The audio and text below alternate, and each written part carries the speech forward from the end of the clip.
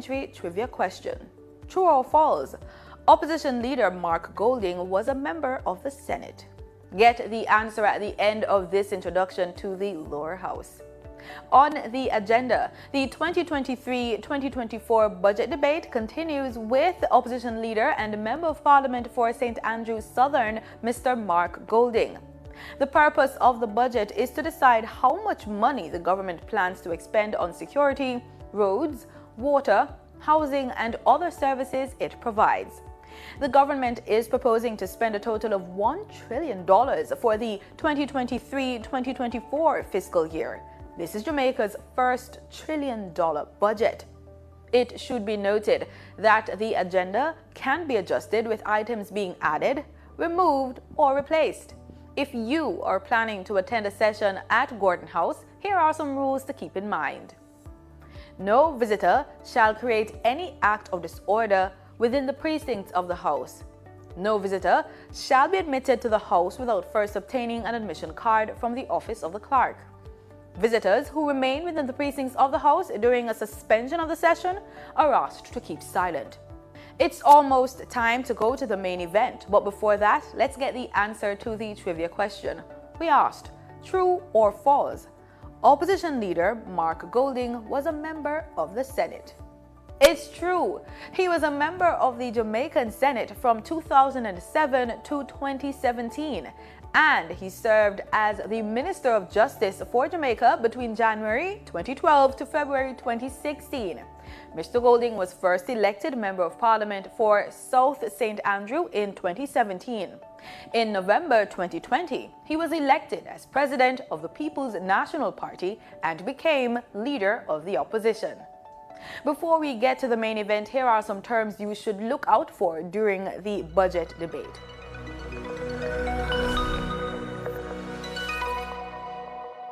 Fiscal policy. Fiscal policy is the measure used by the government to manage the national budget and to influence macroeconomic outcomes. Consolidated funds. This is a primary account to which all government revenue is deposited and from which expenditure through warrants is withdrawn. Public debt is the total amount of money owed by the government. Recurrent expenditure. The recurrent account contains all the expenses that accrue in the carrying out of services normally rendered by the government. A recurrent expenditure includes wages of government employees, upkeep of offices, factories, warehouses, farms. Revenue expected from taxes such as import duties, income taxes, property taxes, licenses, and consumption duties. Capital expenditure. The capital account includes expenses connected with the purchase and upkeep of goods such as machinery in factories, school buildings, offices, and roads. These projects are expensive, but they in turn help in the production of other goods and services. The capital account, therefore, plays an important part in the country's economy, for as the stock of capital goods grows, production capacity increases. The capital account also includes income from government-owned profit-making enterprises and loans of various kinds. Appropriation Act. This is the law that gives the government the authority to spend money for the activities outlined in the Estimates of Expenditure. The Estimates of Expenditure is the legal financial document which provides details on the amount of money the government intends to spend during the fiscal year. The Estimates of Expenditure include allocations to the government ministries, departments, and agencies. Stay with us. The session will begin in a few moments. Let's see if you can identify these terms. The servants here, gathered together in thy name, do most humbly beseech thee to send down thy heavenly wisdom from above, to direct and guide us in all our consultations. And grant that we, having thy fear always before our eyes, and laying aside all private interest, prejudices, and partial affections, the result of all our counsels may be to the glory of thy blessed name, the maintenance of true religion and justice, the safety honor, and happiness of the king, the public weal, peace, and tranquility of the island, and the uniting and knitting together of the hearts of all persons and estates within the same, in true Christian love and charity, one towards another, through Jesus Christ our Lord. Amen.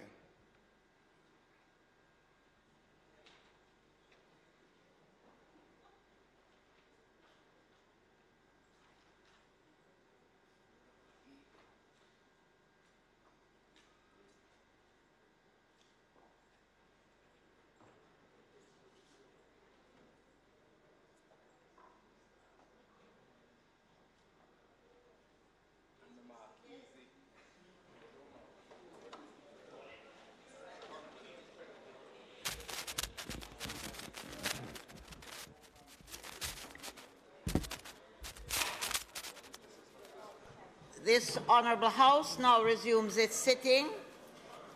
Call of the roll.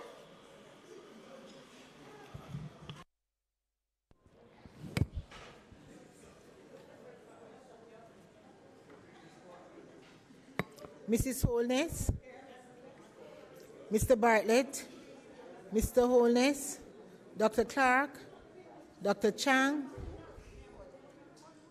Mr. Shaw, Mr. Samuda,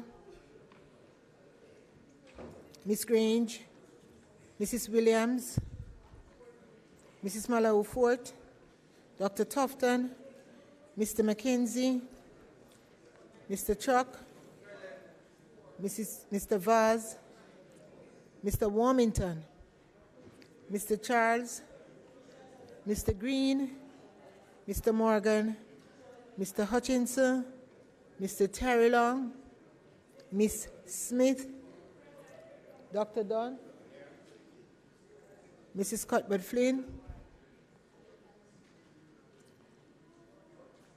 Mr. Main, Mr. Davis, Mr. Witter, Mr. Brown, Dr. Brown, Burke, Dr. Charles, Mr. Chin, Mr. Clark, Mr. Cousins, Ms. Crawford, Ms. Daly, Ms. Davis, Mr. Goldin, Mr. Goldin, Tamika Davis, Mr. Goldin, Mr. Graham, Dr. Guy, Ms. Hamilton, Ms. Hannah, Mr. Henriquez, Mr. Henry, Mr. Hilton, Mr. Jackson, Mr. Lawrence, Ms. Lee, Dr. Brown Burke, Mr. Miller, Mr. Montague, Ms. Morrison, Mrs. Nita Garvey, Mr. Paulwell,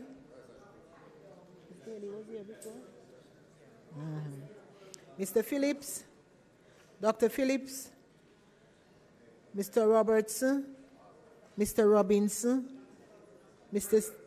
Siblist, Mr. Slowly, Mrs. Vaz, Dr. Wheatley, Mr. Williams, Mr. Wilson, Mr. Wright.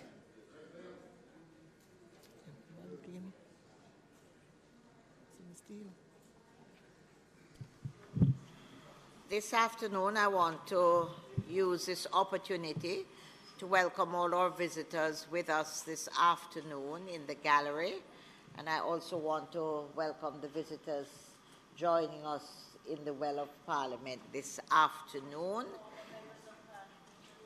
Well, if they were not members of Parliament, they would not be sitting in the gallery there.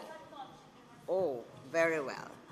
So I welcome you all, and I also want to welcome the many persons who are joining us online by the various social media platforms this afternoon. And also, last but certainly not least, I would want to say the most, all of us as members of Parliament here this afternoon. I welcome you to the sitting of the House this afternoon. Statements by ministers. Madam Speaker, in the traditional sense of the conduct of this financial debate, statements by ministers are usually not included. So I invite you to proceed with the agenda as stated, when the substantial matter to be dealt with today will, of course, be the continuation of the debate on the financial budget. The Speaker I will introduce at the appropriate time for your guidance, Madam Speaker. May it please you.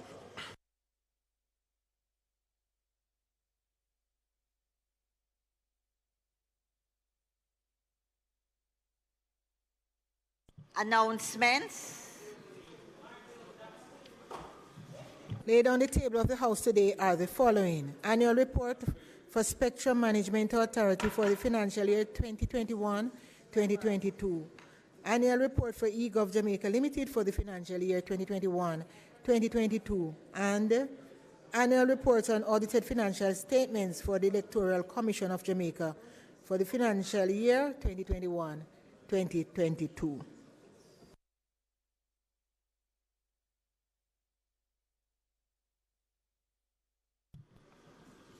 The following is a message from the President of the Senate.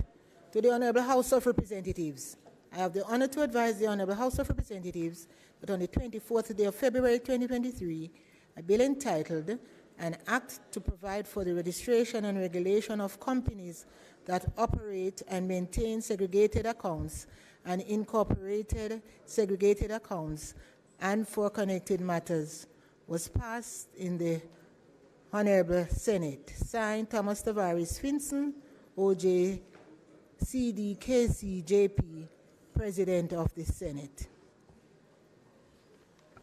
Madam Speaker, on behalf of the Minister of Finance, I signify here his willingness to take charge of the bill.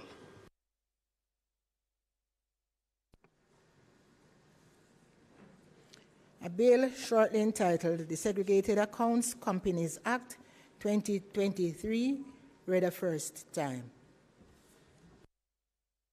Madam Speaker, I beg to move for the second reading of the bill.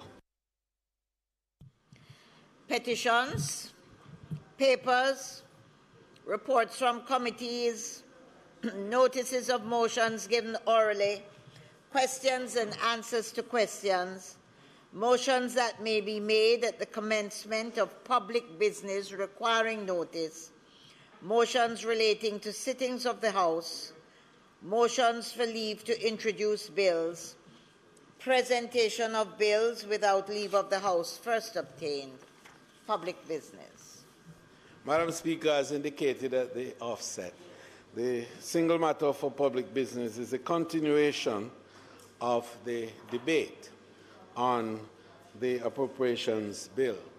The Speaker today will be the Leader of the Opposition and Member of Parliament for St. Andrews Southern, Mr. Mark Golding.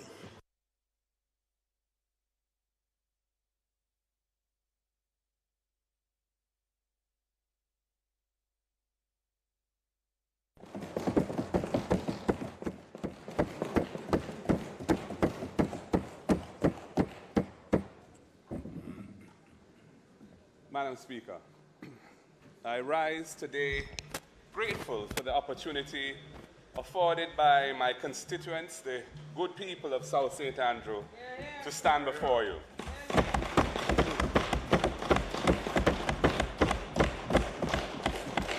I hail them all, some of whom have taken the time to be with us here today, including our councillors, our councillor candidates, and the members of our constituency executive.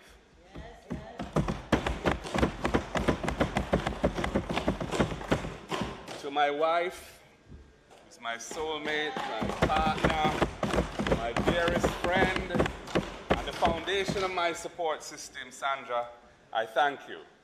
And I thank our children for their understanding and patience as I move forward daily to fulfill the charge of leadership that I've been given in taking the People's National Party forward, onward, and upward.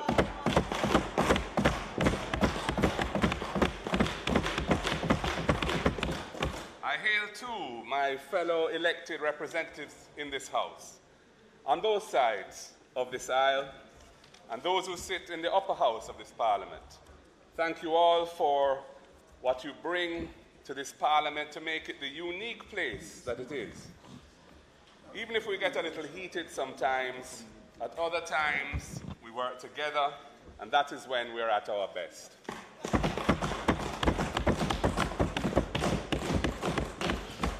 In particular, I want to extend a hand of fellowship to acknowledge my colleagues on this side who have stood with me as we work to fulfill our party's vision of social justice, equality of access to opportunity, and the rights and freedoms of all Jamaican people. These are the core values which our party holds dear to its very heart. I should also say a special word of thanks to the staff of this Parliament who, week in, week out, work hard and with expertise to ensure that the Parliament runs smoothly. I must hail to the team at the office of the Leader of the Opposition, the team at our headquarters, and all members of the party, and indeed all Jamaicans. In our heart of hearts, most of us want nothing more than to see our island home grow, develop, and flourish with our families and our friends in tow. We as Jamaicans yearn for a productive island home and to live our best lives as content and happy people. Now, perhaps more than ever, Madam Speaker, as we meet well into the 60th year of Jamaica's political independence, as citizens of this remarkable nation, blessed with a world-renowned spirit of creativity and resilience, we are forced to evaluate the route in which our people are being taken in the name of nation building. It provides an appropriate juncture for us to consider once again, how do we achieve the state of national contentment and security that our people seek and deserve? How do we make Jamaica a place where all our people can thrive and achieve progress in their lives to build their own individual versions of the Jamaican dream? Madam Speaker, over 40 years have passed in which we have accepted the view that the role of the state is merely to facilitate the private sector as the engine of growth, who will then lead growth, and growth will trickle down to the people. I suspect that most Jamaicans no longer accept that theory of development. We have to look around us and assess what is happening in our nation. We have to ask, what does the state of the nation have to do with the government that we have? Who is the government serving? Is it serving the broad base of the people? With this current government, in our view, the people's lives are not being treated as a priority.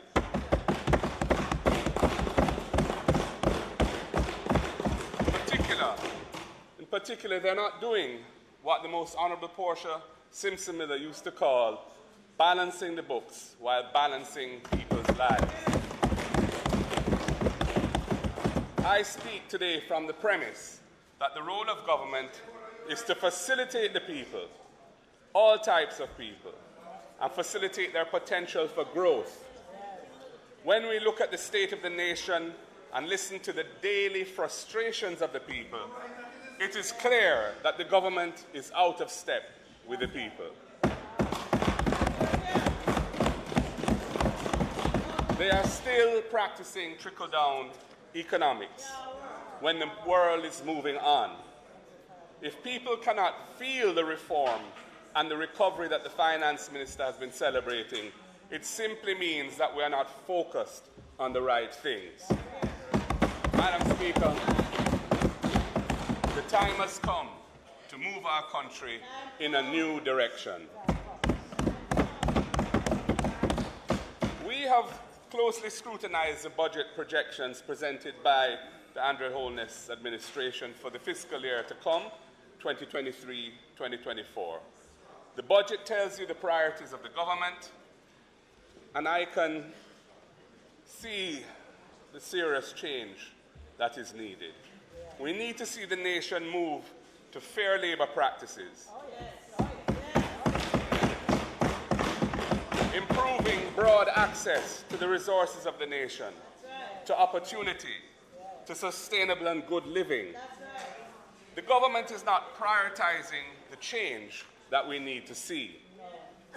It is not a budget for the people. It reflects the character and interests of those who this government primarily serves.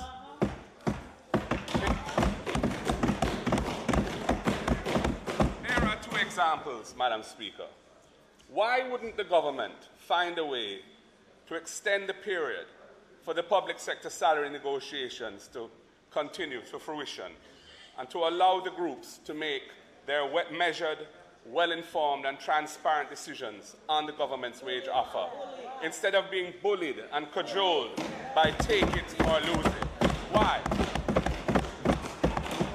And why is there no budget for the overdue, constitutionally required local government elections? Why?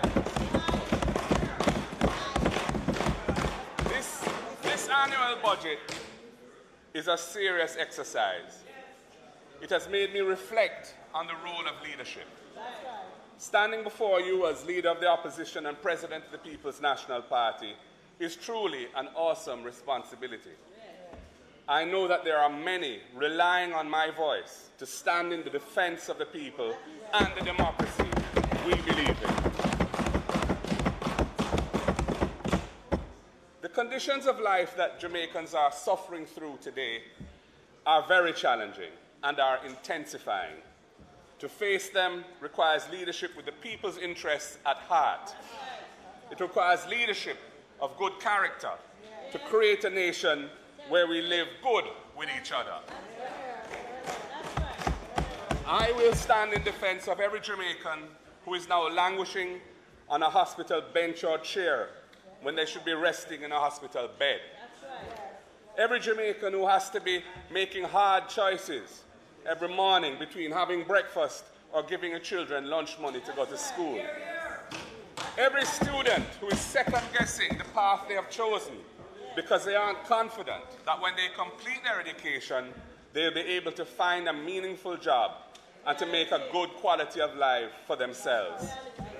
This budget should speak to those realities that are faced by real people with real lives, real families, and real hopes and dreams.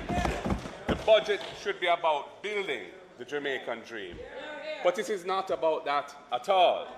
It is about more of the same when people want a new direction.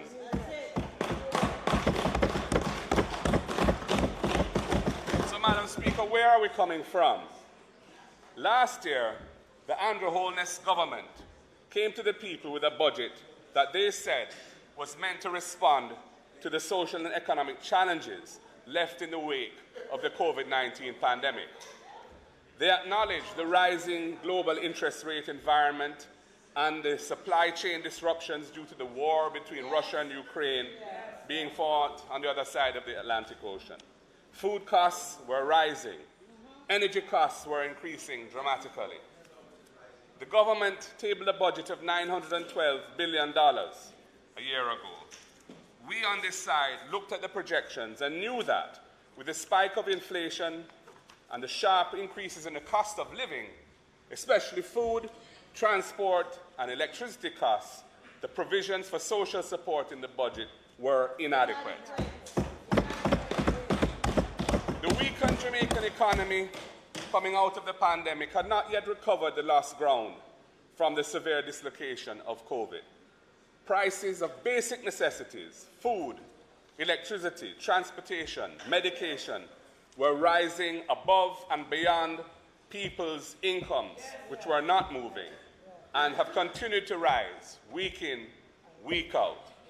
With all that was happening in the world, and with the conditions that were being experienced by our people here in Jamaica, it was clear that the budget would not see the nation through what was going to be one of our most difficult years in modern history.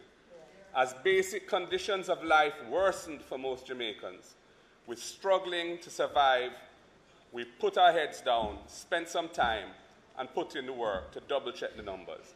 And Madam Speaker, I stood right here in this very space and told the people that we would take another $40 billion, or about 2% of GDP, to get the people of Jamaica through this period without the society unraveling. I asked them, I begged them, implored them to make the appropriate adjustments to the budget. I said further that support of $40 billion for vulnerable Jamaicans would be needed to cushion the crisis. It could be financed by slowing the pace of debt reduction for that fiscal year. The usual voices jumped out. The budget crafters put their greatest strategic asset, their media apologists, into action. And the result? Gaslighting and pure chat. They spun and they spun. Called us every name in the book. They even tried to make us out as fiscally irresponsible when we're the ones who set the country on the right fiscal path to begin with.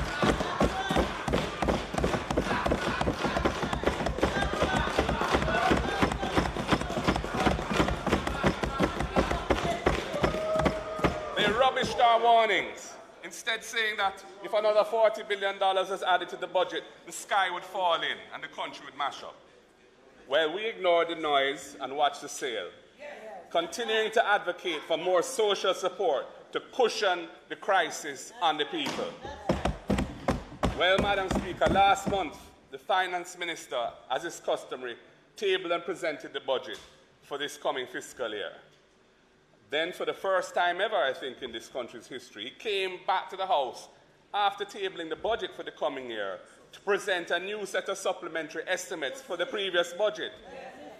So after he tabled the next budget, he was still adjusting the last one. History was indeed made in this House then. Even more than that, Madam Speaker, the supplementary estimates brought suddenly to this House by the government between tabling of the new budget and the budget debate for that one, it was a fourth supplementary budget in one fiscal year. That sounds to me like fiscal confusion. 4 supplementary budgets. Yes, Madam Speaker, so here we are, 4 supplementary estimates later. Having started with an estimate of $912 billion for the 2022-23 fiscal year, the government ended the fiscal year with a spend of $1.02 trillion. 1.02 trillion was the final budget for the year 22-23, the fiscal year now ending. So last year's budget was actually the first $1 trillion budget in the history of Jamaica. Not this year. Not this year. Anyway, do you know what that means, Madam Speaker? It means that amidst all the bluster and the lies last year, much more could have been done, and much earlier, to ease the suffering of the Jamaican people.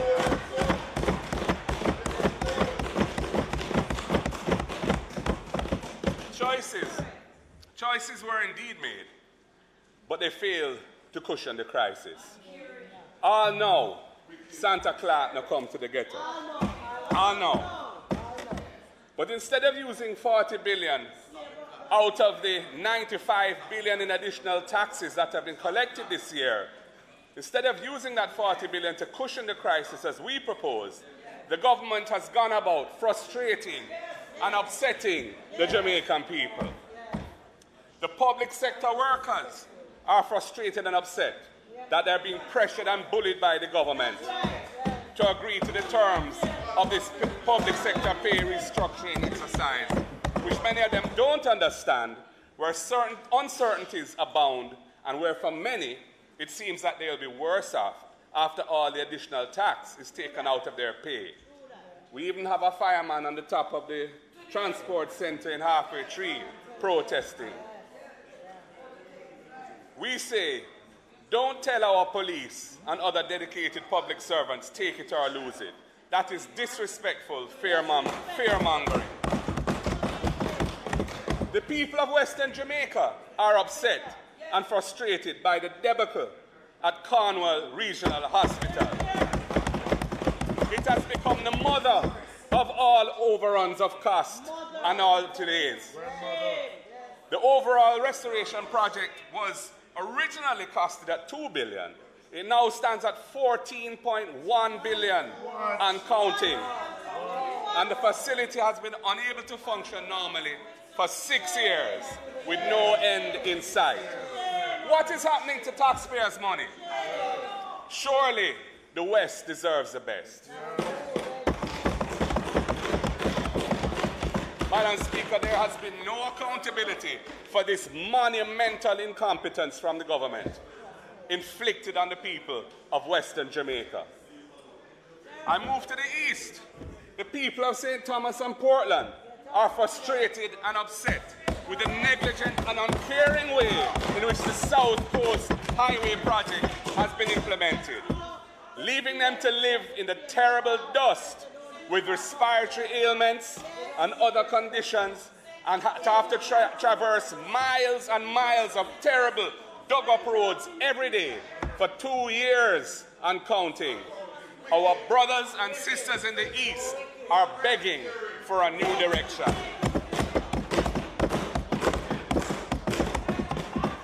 The high levels of fines under the new Road Traffic Act seems like the government is trying to extract more revenues out of an already struggling population.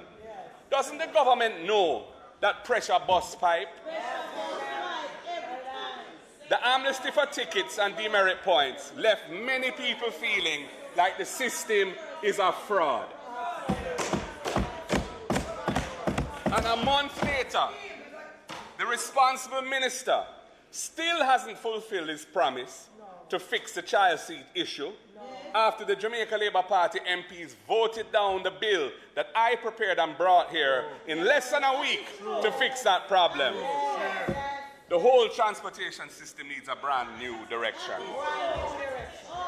Madam Speaker, the investors in our emerging medicinal cannabis industry are frustrated and upset that the government is licensing the imports of large quantities of surplus ganja from Canada to be imported and dumped on the local market. The brethren across the country want to be part of a new direction for the ganja industry. And why shouldn't they, the originators of it, who took the blame and bore the oppression, why shouldn't they be able to profit from the gains of that industry? Madam Speaker, many Jamaicans are frustrated and upset by the way this government treats vulnerable Jamaicans when it comes to land and housing, demolishing the homes of single mothers and running them off public land without making any provision to provide them with alternative shelter for them and their children. The disgrace of Clifton will live in infamy in this country. Many Jamaicans are ashamed and frustrated and upset about the SSL scandal, where our national icon, Usain Bolt, was robbed of his retirement savings, while others were able to close their accounts before you know what hit the fan. The whole process was obscure. A new direction is needed, which must include transparency and equity. Many Jamaicans who believe in the democratic system of local government that is now enshrined in our Constitution since 2015 are frustrated and upset by the government once again using its majority in Parliament to subvert democracy by pushing through last-minute legislation to again put back the local government elections, now 3 years overdue, on totally spurious grounds, because they are afraid to face the people.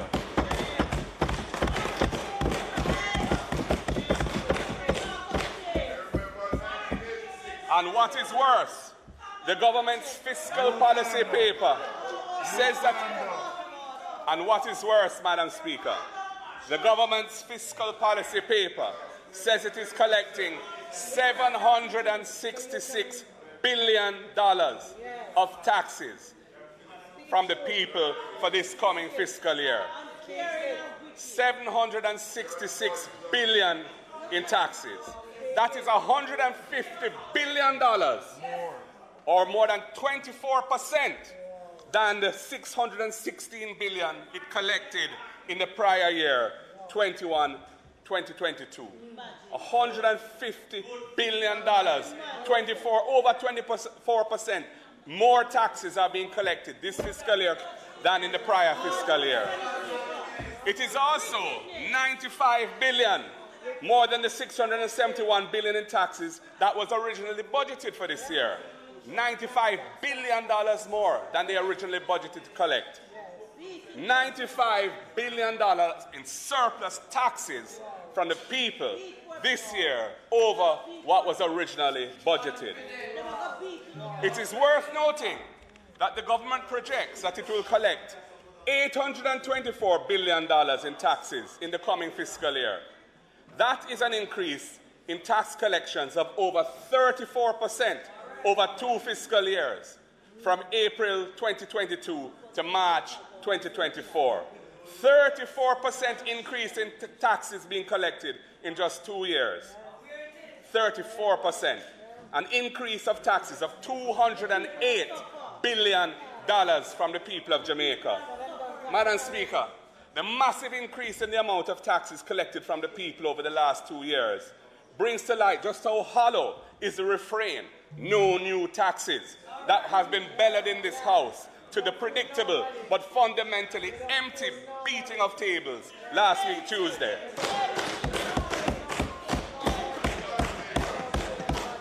The 34%, $208 billion increase in taxes over the past 2 fiscal years is significantly greater, nearly triple the accumulated inflation over the 2-year period, which is projected to be 12.3%, 7.1% in 22-23, and 5.2% in 23-24, totaling 12.3%. So we have 34% increase in taxes.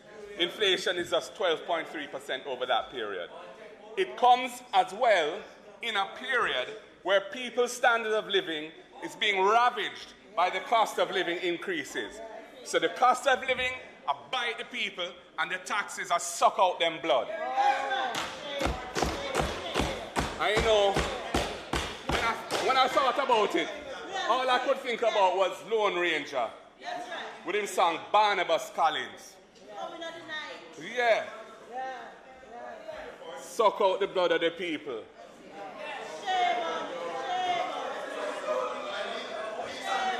Madam Speaker, these massive increases in taxes weren't limited to the last 2 years either. Madam Speaker, these massive increases in taxes weren't limited to the last 2 years either. If we look at the last 7 fiscal years, the tax take has increased from 24.4% of GDP, 24.4% of GDP, to 28.2% of GDP, placing Jamaica amongst the highest taxed countries in the world. And I have a graph that shows it, which when the speeches, copies are distributed to you, can have a look on page 12 and 13. And if we want to think about it another way, to look at it from the perspective of an individual, then over the last 7 years of the Jamaica Labour Party administration, the tax take from every Jamaican, 15 years and older, has increased from 197,000 to 365,000, an increase of 85% over that period. This JLP administration is now extracting 168,000 more from the pockets of every Jamaican than when they first came to office. So, and when they come here with the Samphai statement about no new taxes, you know what the real story is, Madam Speaker. And you know, Madam Speaker, since Just cool. Let's cool and listen. That's cool. That's cool. Hold on. I just want to hold a minute. I just want to declare that I have been watching. And apart from the member to the speaker's right, left, and right behind him, every other member on that side has been disturbing your speech. No. I have been watching, and I said every other member. The disturbance which I'm aware of is coming from the other side. Well, I'm not surprised. Why am I not? Madam Speaker, since the vast majority of taxes in Jamaica are now indirect taxes, the poor and lower income earners bear the brunt of it in the GCT on local purchases, which is projected to increase by 31% to 156 billion in the coming year over what it was originally budgeted for this fiscal year. And the taxes paid on importation into Jamaica of the basic necessities of life. One aspect of this, which was particularly aggravating this year, was the ad valorem special consumption tax on gasoline, which was based on an average projected world oil price of $67.50 US for the year. The ad valorem gas tax is a percentage of the price of gas and other petroleum products on which it's charged, so that the higher the oil price on the world market and the cost of oil to Jamaica, the higher the amount of tax that is charged on each litre of gas or other petroleum products. In last year's budget debate, when it was already apparent that the oil price would be much higher than $67.50, which had been budgeted, I called on the government to give motorists, transport operators, and electricity consumers a break on the ad valorem gas tax. The mechanism that I proposed was to cap the tax at the budgeted oil price of $67.50 US a barrel, so that the people would not suffer any additional tax if and when the oil price went over $67.50. And the fiscal targets would not be affected. Madam Speaker, I even went as far as to personally draft an order under the Provisional Collection of Tax Act, capping the gas tax on that basis. And I personally went to the Ministry of Finance to deliver the draft order to the minister. He wasn't there at the time, apparently. Well, I have never received a reply to the letter enclosing that draft order, and I have never heard a word from the minister on the gas tax cap. As it turned out, the average oil price over this fiscal year has been over $90 US, way above the $67.50 that was budgeted. And the government has benefited from billions of dollars of gas tax by refusing to cap the tax at the budgeted price of $67 US and 50 cents. The SCT on imports for the first 9 months of the year was $7.8 billion, or 18% above budget, which accords with my own projection as to how much the people would have saved if the cap had been put in place. Anyway, since you didn't listen to me last time, and it has bitten everyone in their algorithms, please,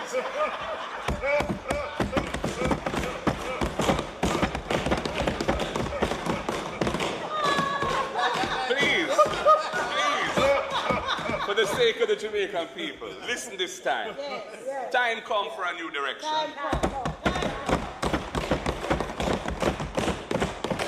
We saw what you did when you said no new taxes. We know that it means much more taxes.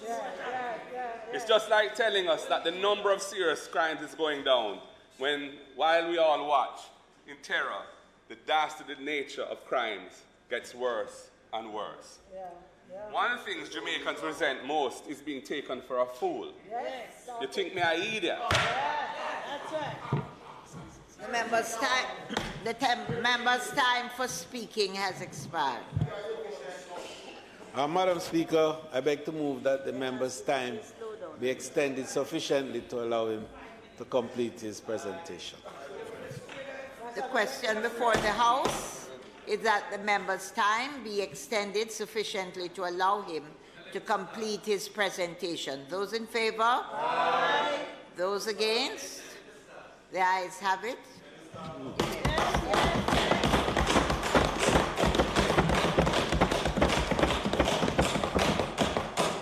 Thank you, Madam Speaker and colleagues.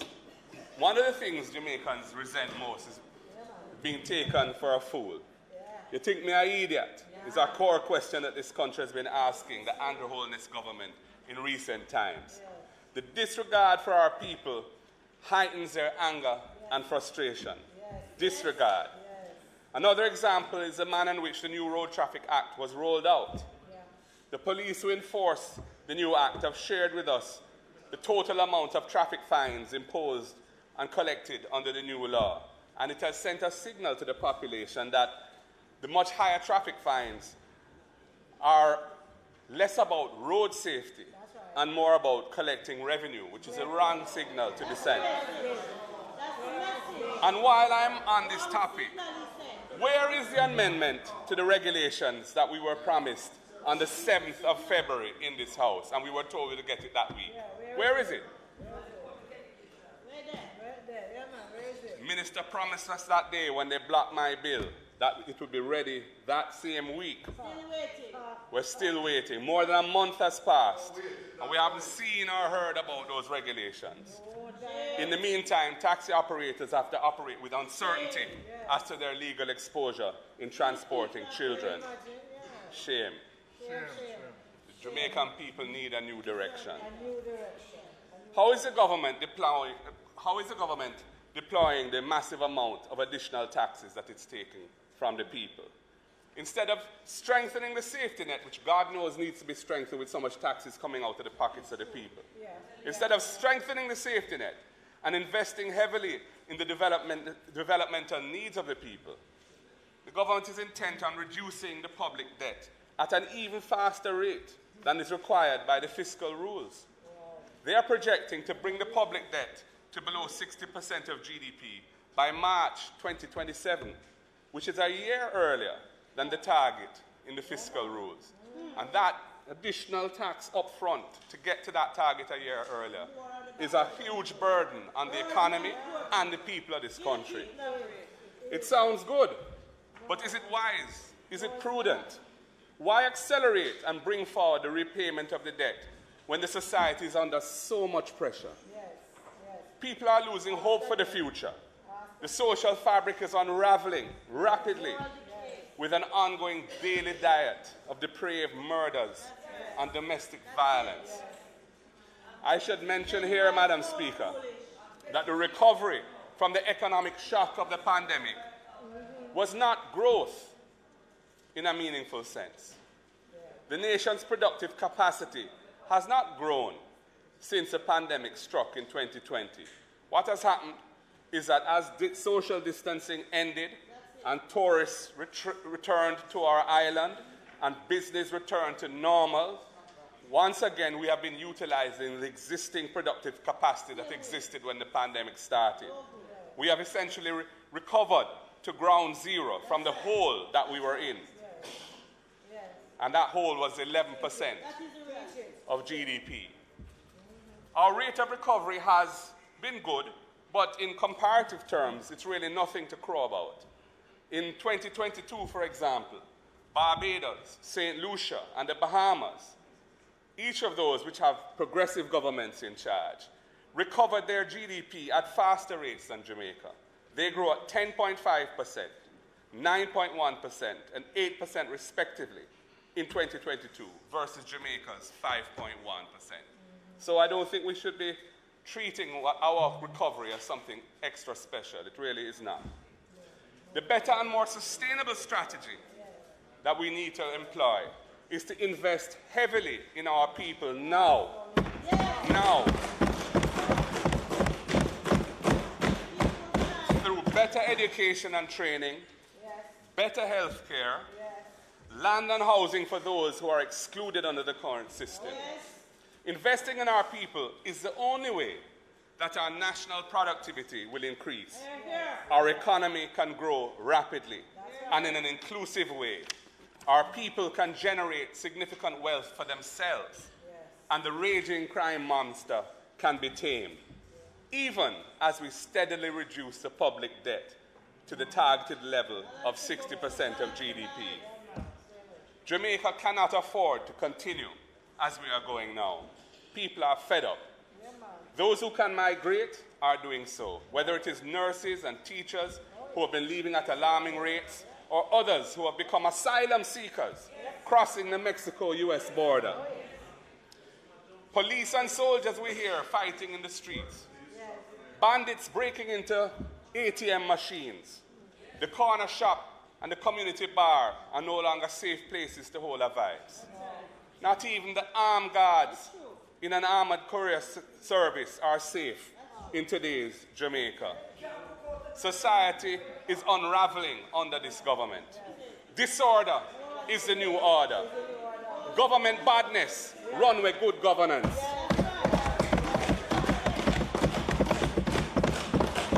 There is despair instead of repair. That's right. Aggression and violence instead of love and care. Time come for a change.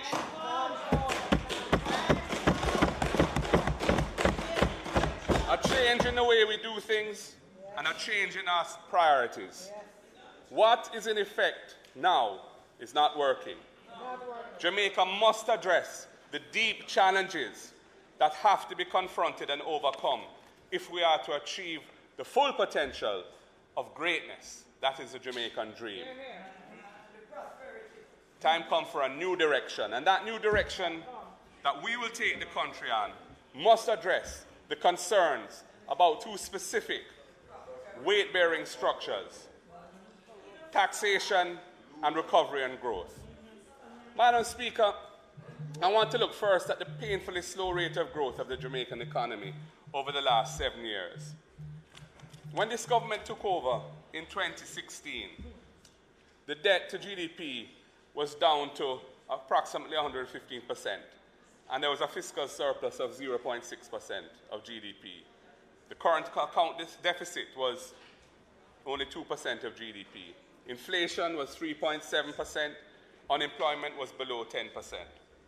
Given the history of our economy, what all that means is that they got a good wicket to bat on. Certainly good enough to give them the confidence to say that they could achieve 5% annual growth of the economy by the end of 4 years. That 5 in 4 promise, of course, turned into a pipe dream. Meaningful GDP growth has proved elusive. The average rate of real GDP growth for the 4 fiscal years from 2016-17 through to 19-20 was negligible, just 1% per annum. And in fact, in the 4th year of the 5 in 4 period, there was negative growth of 0.1% for the calendar year. That 4-year period of very low growth performance was before the pandemic hit, which collapsed GDP due to that shock by 11%. And that is from where we have now recovered, we are told, by the Minister of Finance, to where we were before COVID hit. When the Finance Minister speaks of rapid growth, he's really speaking about the rate of recovery of the economy, as I've said, climbing out of the hole. And I would argue that the dramatic slump in mid-2020 was very different to the deep and prolonged structural challenges that have caused GDP collapses in the past. He has been comparing the recovery and saying how much better we've done this time than in the past. And it's true that the recovery has been quick worldwide. But the truth is that the nature of this pandemic, it was a disease that caused a cessation of activity, a severe cessation of activity. The disease having been conquered, activity has returned. Very different to past structural challenges which undermine GDP through various shocks, whether it be weather shocks or oil price, prolonged oil price shocks, and so on. Madam Speaker, we are going in the wrong direction, and about 54% of Jamaicans have said so. And this can only mean one thing: time come for a new direction.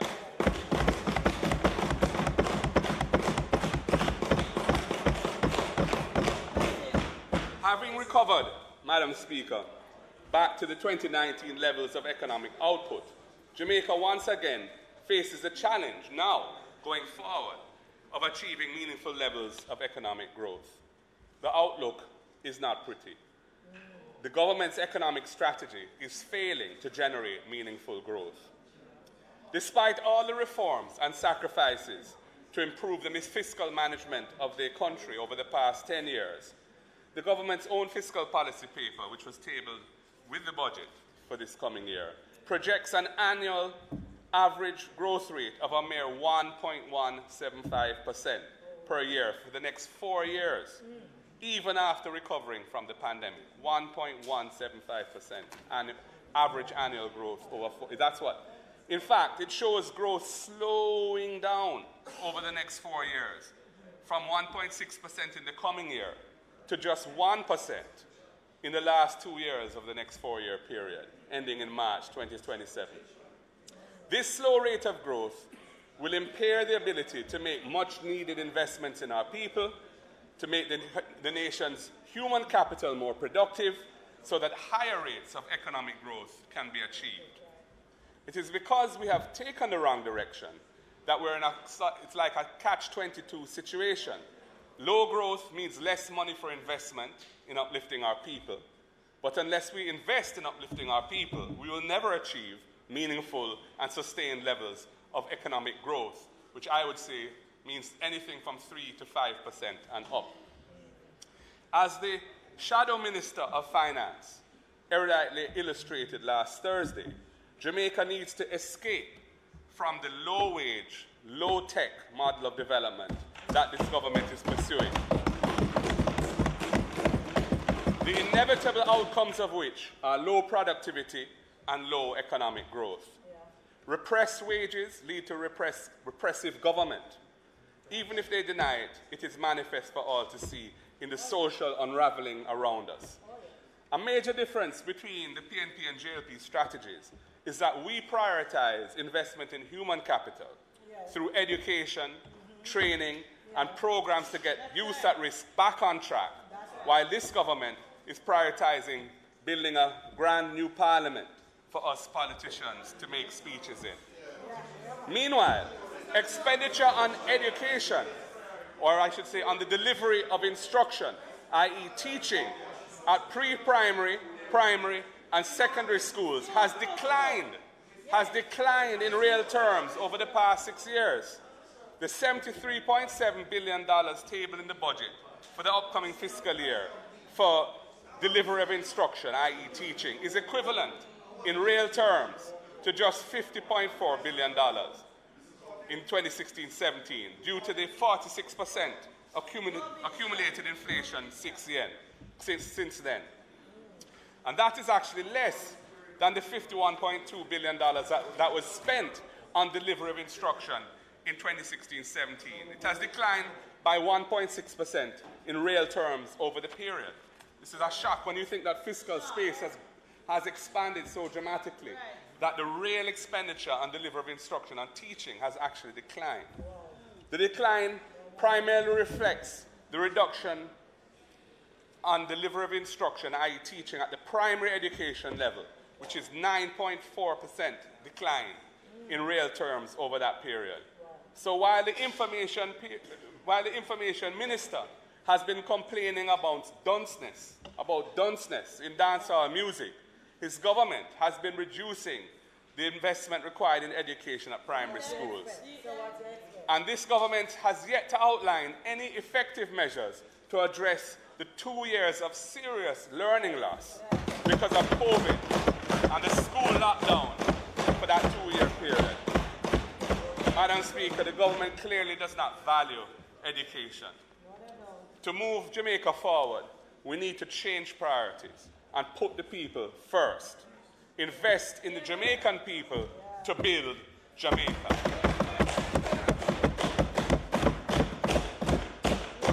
Madam Speaker, the Finance Minister had an interesting section of his presentation last Tuesday in which he waxed eloquently on the Right Excellent Marcus Garvey.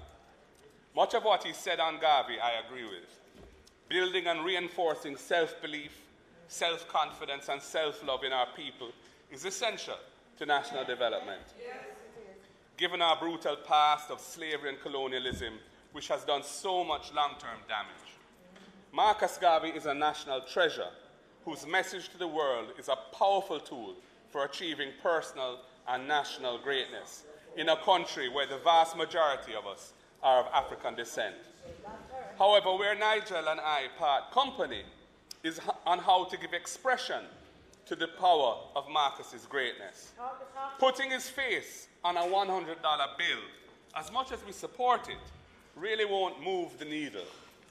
In fact, I have to ask, how can the government really dare to use the image and name of Marcus when we see them mashing down people's homes, dashing the hopes and dreams of a pure young woman who says she holds receipts for payment for the land, locking up thousands and thousands of youths who have never been charged under states of emergency, sitting back while state agents cut off the locks of a young girl, a young woman held in police lockups to shame and tame her, and nothing done to commit the wrongs against her. So many premature newborns have died in public hospitals due to a failure to maintain basic hygiene standards, and until this day, there's been no accountability to the grieving parents by those with whom the buck stops. And they disbanded the Rastafari Advisory Council, which was established under our watch, and exclude Rasta from the lawful ganja economy, which should be empowering that community, and even refuse to meet with their compound Maroons to have respectful dialogue about their historical status and their land.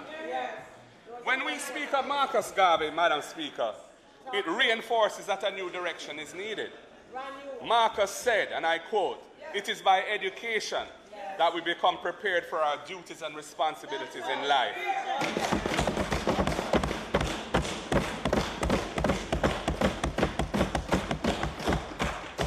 If one is badly educated, he must naturally fail in the proper assumption and practice of his duties and responsibilities, end quote.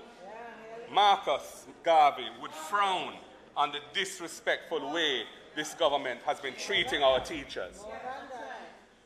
We must be ready to truly harness the empowering greatness of Marcus Garvey's philosophy by building it into our education system, teaching it in age-appropriate terms from the early childhood levels upwards as part of a system of education in civics which seeks to inculcate, to build in the positive values and attitudes in our people on which building a strong and cohesive society depends.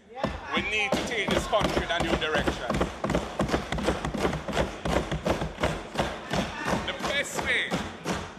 The best way we can honor Marcus Garvey is to utilize his philosophy and opinions in a deliberate and strategic way through the educational system to transform negative and dysfunctional behaviors so that a new generation of young Jamaicans emerges who embrace positive values and attitudes of discipline, personal responsibility, self-belief, and self-awareness. That is the right direction to take. And the government, Madam Speaker, and the government must honor his name.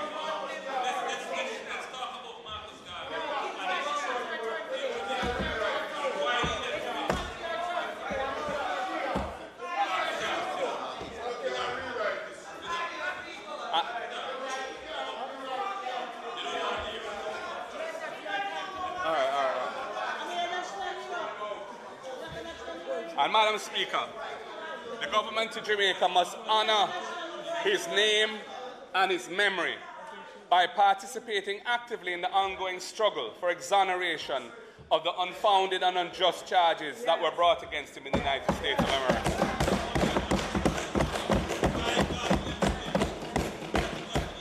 We supported and we call on the government to support the valiant efforts by Marcus's son, Dr. Julius Garvey, and most recently by U.S. Congresswoman Yvette D. Clarke, who has co-sponsored legislation in Congress to exonerate his name. The government of Jamaica must get behind that.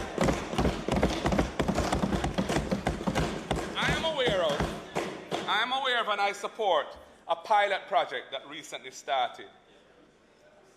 But let it not be like the pilot project on using Jamaican language in schools to help teach children to become fluent in English. Yeah. Despite the successful results of that pilot project, it has not been embraced and developed to be part of the national system of teaching English in our primary schools.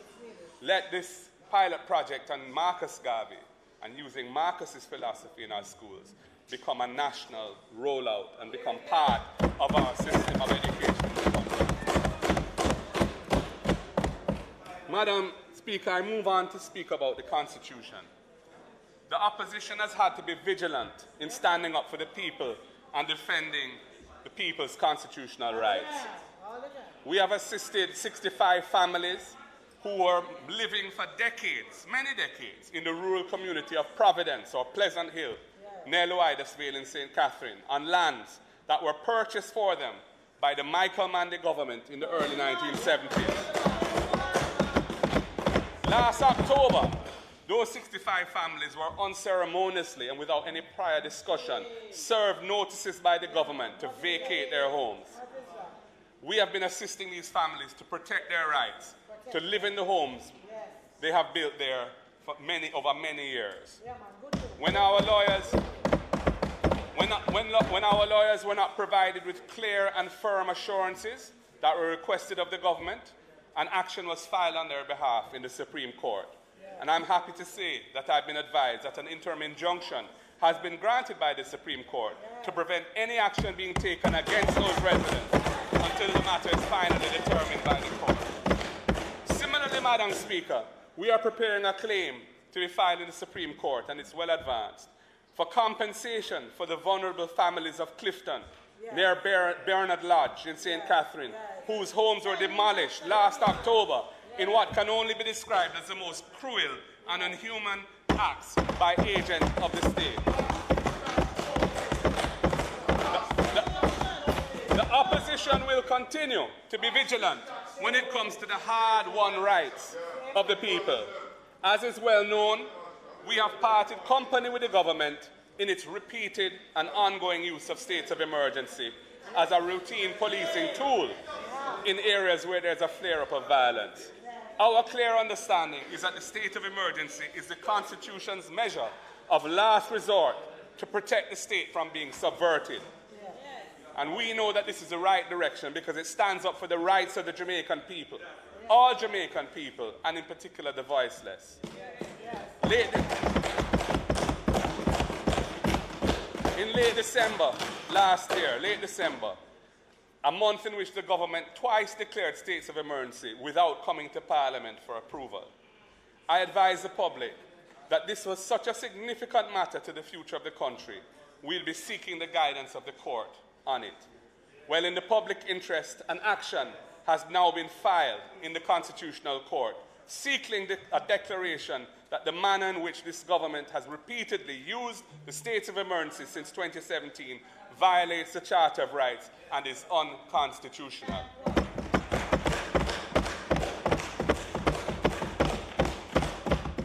And Madam Speaker, this is the context in which when the Minister for Legal and Constitutional Affairs asked me to name 2 opposition representatives to this Constitutional Reform Committee, I sought clarity on the changes that the government is intending to pursue in relation to 2 critical elements of the Constitution: the Charter of Fundamental Rights and Freedoms, and the matters in the Constitution which can only be changed by way of a referendum. Most of the important provisions in the Constitution cannot be changed without support from at least 2/3 of both houses, and in some instances, a majority vote in a referendum as well. And it is therefore imperative that the constitutional reform process proceeds as a bipartisan process. After a great deal of toing and froing with the minister, which really did not provide the clarity I was seeking, the mechanism of the Vale Royal talks, which I had been calling for ever since becoming leader of the opposition, once again proved its usefulness. At our meeting with the Prime Minister and his team on the 19th of February, we were able to have frank and open discussions on these matters. And I think we both left with a much clearer understanding of our respective positions. And I was thus able to name the opposition's 2 representatives to that committee, Senator Donna Scott Matley and Anthony Hilton, MP. We will continue to be vigilant in ensuring that no changes are made to the Constitution which would dilute, weaken, or undermine the rights of the Jamaican people. We will also maintain our position that the time has come for Jamaica to move forward to full decolonization from Britain. Full decolonization. This requires both the removal of the British monarch as our head of state, to be replaced by the president who is a Jamaican, and also the removal of the British monarch's court, the Privy Council, as Jamaica's final court of appeal, to be replaced by the Caribbean Court of Justice, a court which Jamaica, along with our fellow Caribbean countries, helped to design, helped to establish, and has helped to fully finance. The Jamaican people must no longer be denied access to justice by having a final court in a country which Jamaicans cannot travel to without a visa. We are the only country in the world whose citizens suffer that impediment, Madam Speaker. And furthermore, traveling to London to litigate involves massive costs that are way out of reach of the ordinary Jamaicans. The only Jamaicans who can access it are either wealthy Jamaicans or persons who have support from lawyers in London who have taken up their case because it's a death penalty case or something like that, pro bono, as they say. Madam Speaker, we live in an era when the people have lost faith in politicians and the institutions of governance. We have passed laws in this House and in this Parliament to put in place a robust anti-corruption framework, but there is no demonstrated political will to deliver accountability. At least 5 ministers of this JLP government and numerous politically appointed board chairmen have had to step down for various misdeeds or even corruption.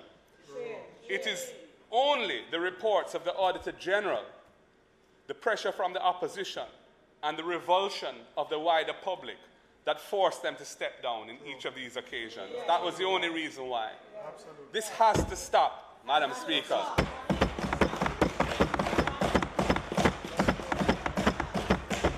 Without effective accountability, misconduct continues and the public becomes more and more cynical. I pledge to the people of Jamaica that the next PNP government will be different. We will make whatever further adjustments to the anti-corruption laws and institutional framework are required to make them effective.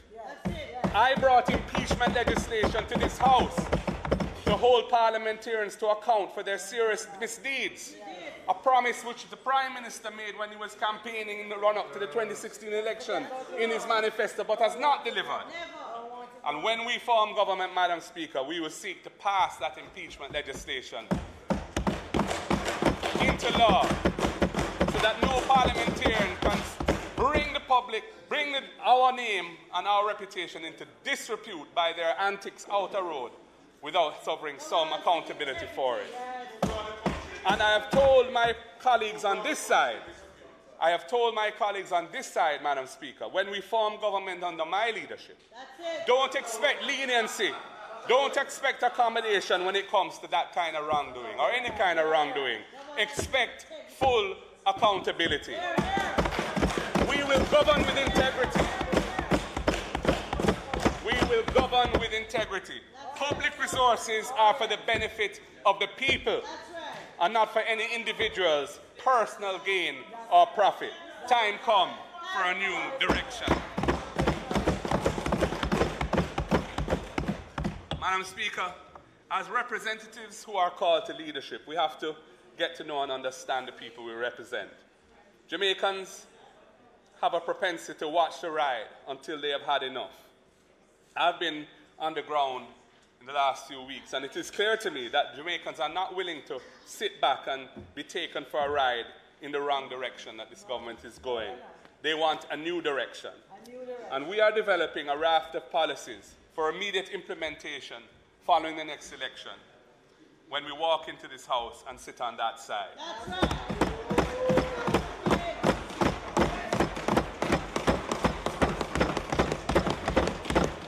And Madam Speaker, I will share some of those with you now.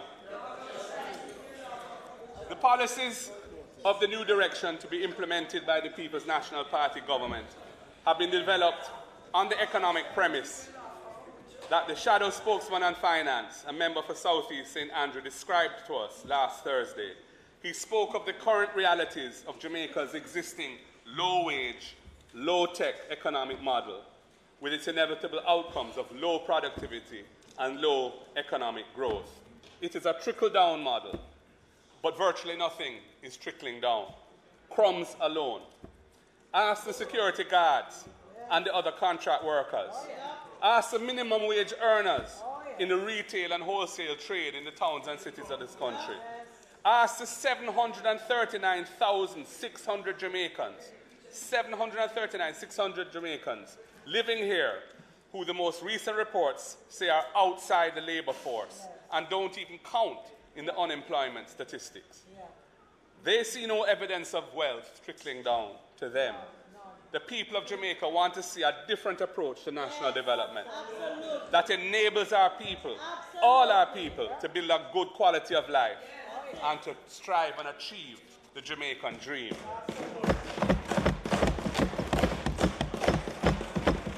We are ready to implement transformational policies that lead to a more competitive labor force in higher paying jobs. Policies that promote an economy that encourages research and development and the deeper use of technology to accelerate productivity and growth. A streamlined, integrated all-of-government plan with clear targets and timelines, where the left hand and the right hand know what each other are doing, and both are working together to a common purpose. I agree, Madam Speaker, I agree that job descriptions for members of the Cabinet is a good idea, but we must actually do it. Madam Speaker, first of all, our direction is decidedly new because we begin with a plan of action, and our action plan includes and integrates all portfolios in a single vision. Now is the time for the real deal. Time comes for a new direction. Jamaica must address the deep challenges that bedevil society. And those challenges must be successfully confronted and overcome, as I've said, for us to achieve our destiny of greatness. Grammy Award-winning reggae artist Kabaka Pyramid said it well. Somehow, some way, got to make things work. Long life, more pay, that's what I deserve. No time, no day, hand to mouth can't work. I got to rule my destiny. I know what my life is worth.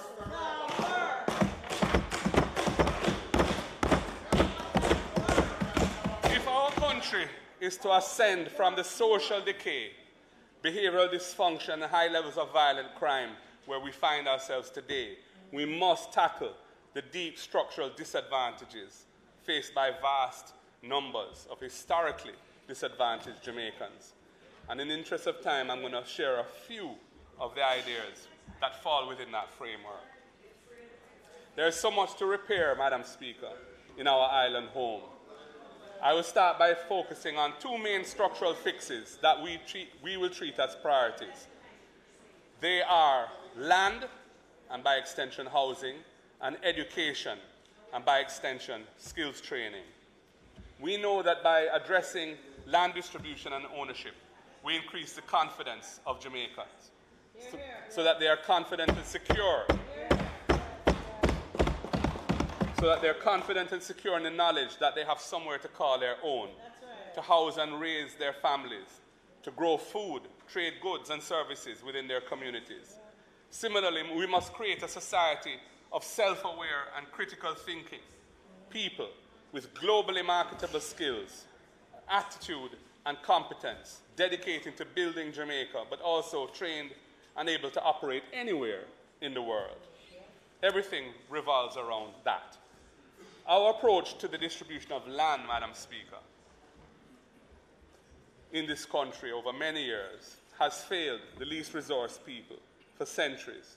Bogle and William Gordon, Paul Bogle and William Gordon were allied on land reform to transform post-emancipation Jamaica and to enfranchise the formerly enslaved.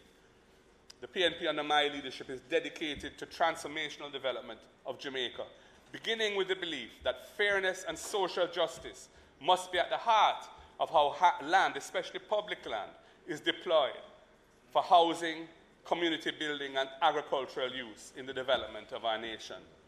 We believe that regularizing land tenure, giving greater legal access to land to more people more efficiently, brings greater order in society, gives hope and builds trust among people.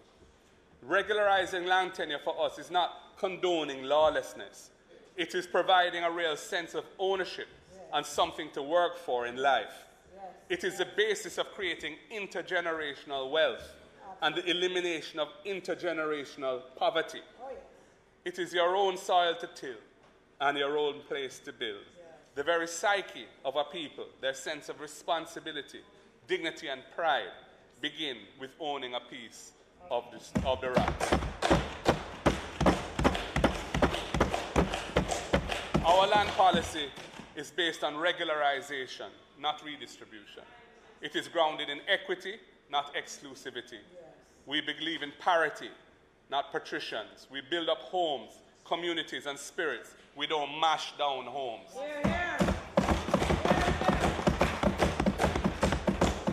The establishment of communities across Jamaica is at the core of our land plan. Communities are vital to any nation, and where adequate infrastructure exists, then families are more resilient and communities are more cohesive and stronger. And the absence of infrastructure is an indication that something is wrong in society.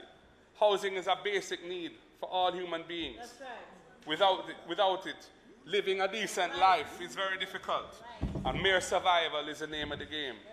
Too many informal settlements in Jamaica are without basic infrastructure, such as proper roads, water, sewage, drainage, street lighting, and garbage disposal services. And too many low-income communities across Jamaica have infrastructure that is old and decrepit and has long outserved its useful life and is in dire need of rehabilitation.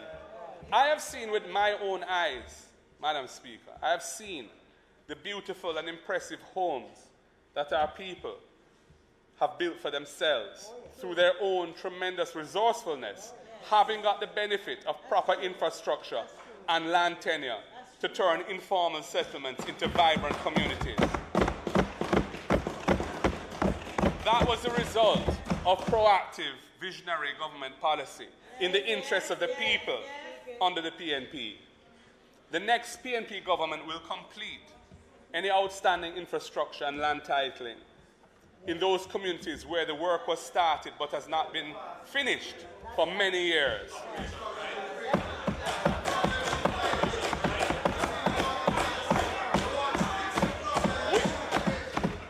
We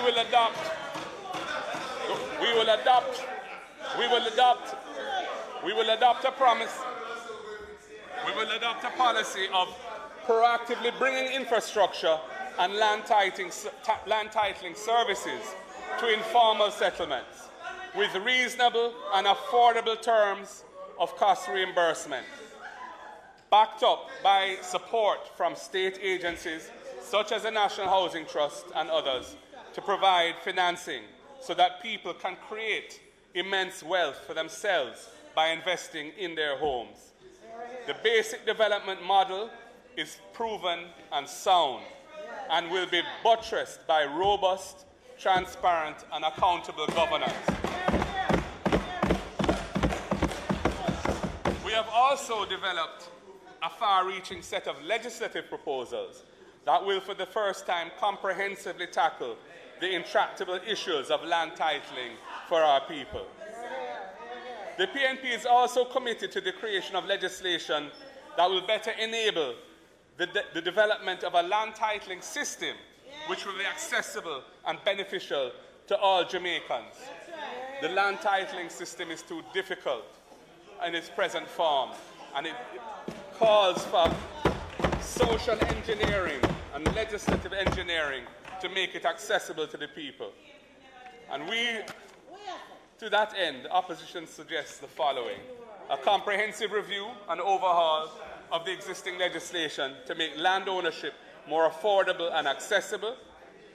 We also feel that the period of ownership by possession for Crown land, which is currently 60 years, needs to be made a shorter and less oppressive period. Working alongside municipal corporations and relevant government agencies to undertake incremental infrastructure development and land titling in support of vulnerable residents where informal settlements already exist, we will bring decent living to those communities. And Madam Speaker, this relates directly to the 700,000 persons now living in informal settlements in a country of our size. All of us have to face that is a very deep problem. And fixing these problems sustainably, equitably, transparently, not in a piecemeal fashion, but in creative and practical ways over the shortest possible time, that is what we are about.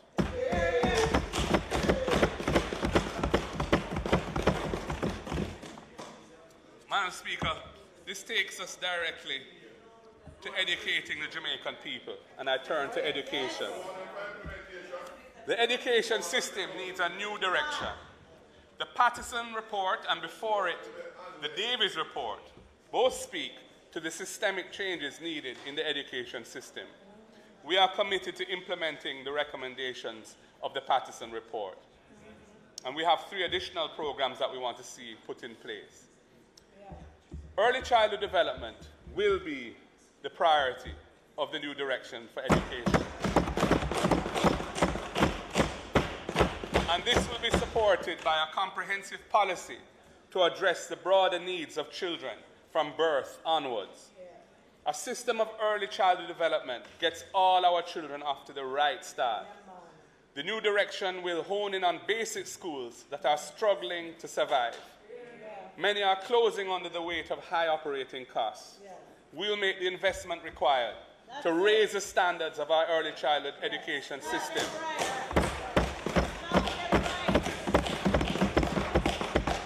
And we will provide support so that the teachers at basic schools can earn a reasonable living.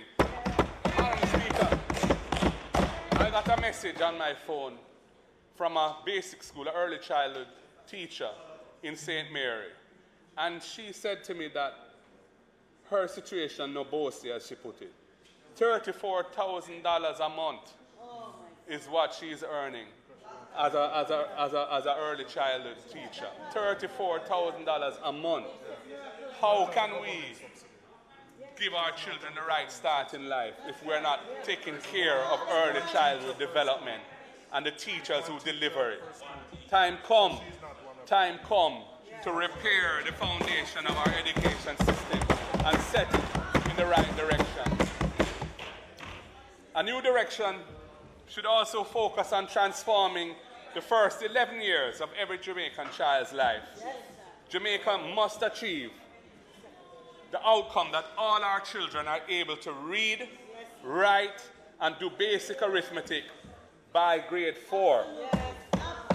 In our primary schools, we have to support teaching by proper nutrition and deepening the use of educational technology. We have to equip our students with social skills as well. We must achieve a link between wholesome values and active citizenship. We must emphasize that. Particular attention and emphasis must be paid on the underachieving primary schools to raise standards across the board. The Patterson report reinforced the shocking statistic that between 30 and 55% of primary school leavers are not functionally literate or numerate. We have to raise standards across the board because those children going to secondary school ill-prepared and underprepared. And they can't cope with the secondary school curriculum, and they end up leaving school with no subjects and very little by way of prospects. And is there any wonder why we have such a terrible problem with violent crime? Several of the school-based social development interventions that have been abandoned will be re-evaluated, updated, and returned to schools across the island. And Madam Speaker, we will remove the taxes from laptops and tablets for students and teachers. As has been done for racehorses. Madams, at the secondary school level, we will provide the support to education that is necessary to mitigate the effects of the negative social issues that are impacting our students: teenage pregnancy, weak family structures, substance abuse, anger management, and aggression. There needs to be a program to effectively tackle those in secondary schools. And Madam Speaker, we on this side have always seen education as the antidote to poverty. Tertiary education must be accessible to those who need it most, so that they can positively transform their prospects in life. On the matter of student loans, I spoke a year ago in these words, and I think I'm going to repeat them today because the minister announced that certain things, but they don't go far enough. And I said, we will cap the student loan borrowers' loan payments at a manageable percentage of his or her income, so that the state and not the student bears the risk of the economy generating adequate employment opportunities for young people.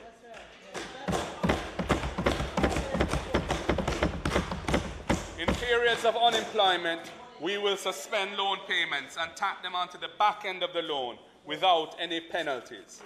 We will eliminate the requirement of a guarantor for a student to access a student loan across the board.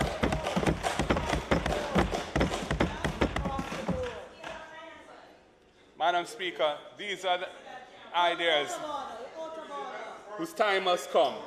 We must make sure that the financing arrangements for tertiary education are not an impediment to students, especially students from low-income families, having the confidence to borrow the money to invest in their education. The structure must support that social objective. Madam, teachers must also remain top of mind. And we're at a time when, although the teachers have signed, we are told, the restructuring, and we commend them for reaching that point, it is quite clear that many of them feel extremely unhappy about the way in which the whole process has been handled. And indeed, many of them remain unhappy about the arrangements. So we need to retain our teachers more than ever going forward. And a new direction is required with creative thinking. And our spokesperson for education and training has proposed a series of benefits with that object in mind. We will ensure that teachers are eligible for student debt reductions and motor vehicle concessions at levels which increase with their years of service in the job.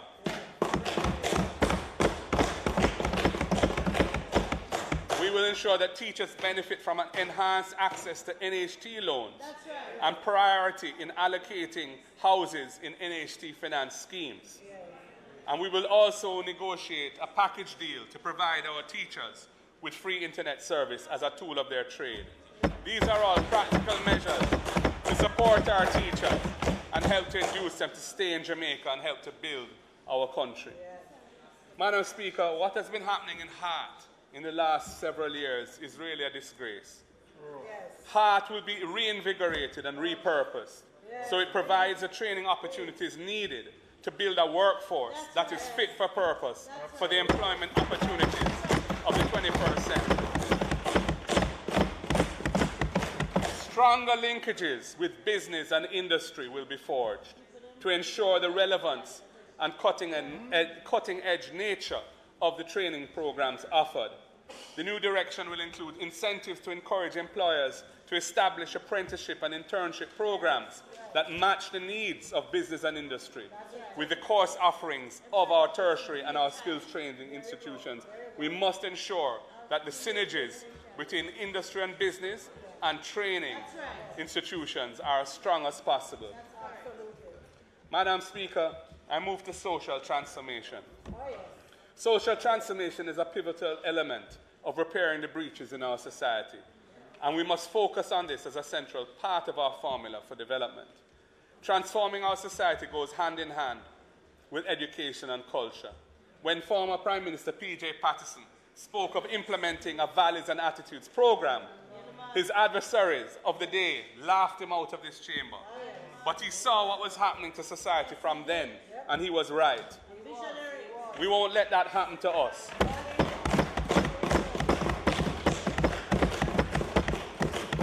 Daily life in Jamaica confirms the descriptions of this country as now being a place of fear, of struggle, of suffering, with low social trust.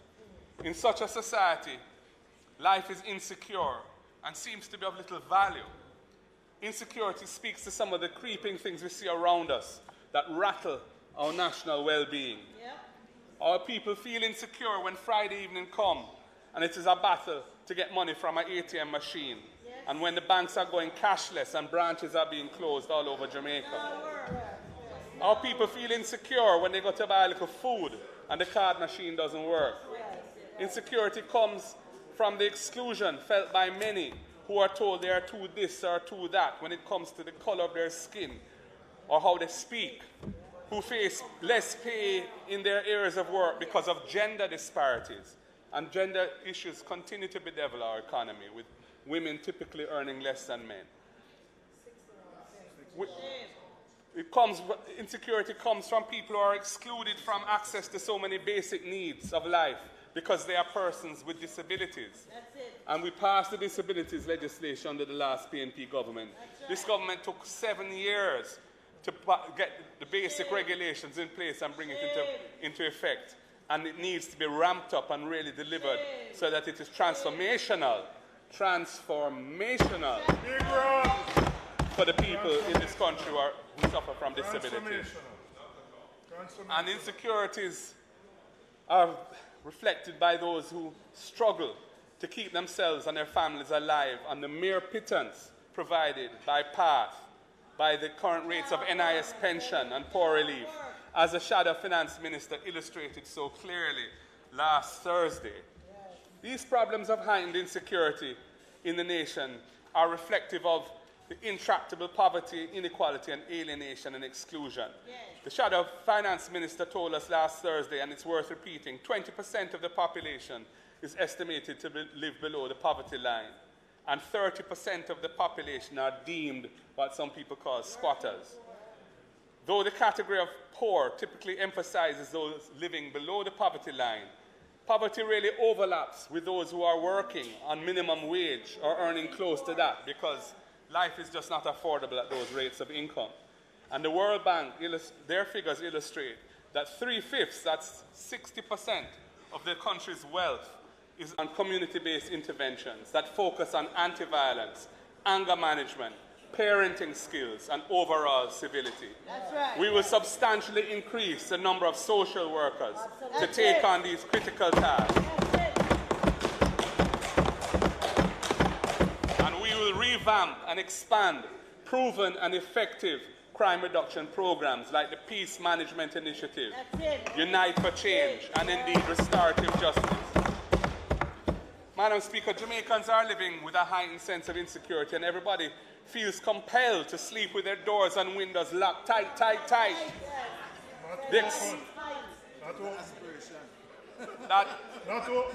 The exceptionally high crime rate has been a burden on Jamaicans for decades, and Jamaica remains one of the most violent countries in the world. Crime and violence are conditions created by the whole society, and we cannot ignore the links between inequality and crime. We must think in terms of social responsibility, which is why we favor interventions for youth at risk instead of giving up our fundamental constitutional rights.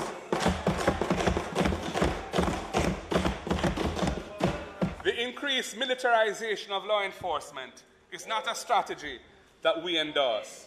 It is dangerous, and it has not proved to be effective. The ineffectiveness of the government's approach is underscored by the fact that in 2022, after 6 years of this government, there were approximately 53 homicides per 100,000 inhabitants in our nation, and Jamaica maintained the position of the highest homicide rate in Latin America and the Caribbean, one of the highest in the world. Globally, militaries defend against external threats. Why is our military being increasingly involved in policing work? 2 years ago, I observed that the size of the military, the JDF, is growing rapidly. I noted that on the trajectory that it was on, it would soon exceed the police force in a few years.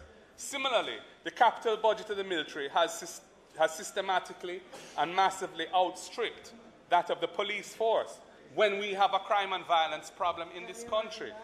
That policy does not make sense. Military expenditure, spending on the JDF, more than doubled to $36 billion over the 7 years that the JLP has been in power, an increase in real terms, adjusted for inflation, of over 40% since 2017. Double the rate at which spending on the police force increased. Increased spending on the military is also attached to the continued use of states of emergency as routine crime-fighting tools. Under states of emergency, citizens can be detained without charge for indefinite periods of time. It is a threat to our democracy to use that as an ordinary policing tool. And that is why we have filed an action asking the Supreme Court to rule definitively that it is unconstitutional. Our position on crime and violence and the delivery of justice for our people remains consistent. We believe in a balanced approach, using both crime control as well as crime prevention measures. A balanced approach is essential to social harmony and crime reduction. It cannot be achieved through oppressive laws that trample on the rights of our people.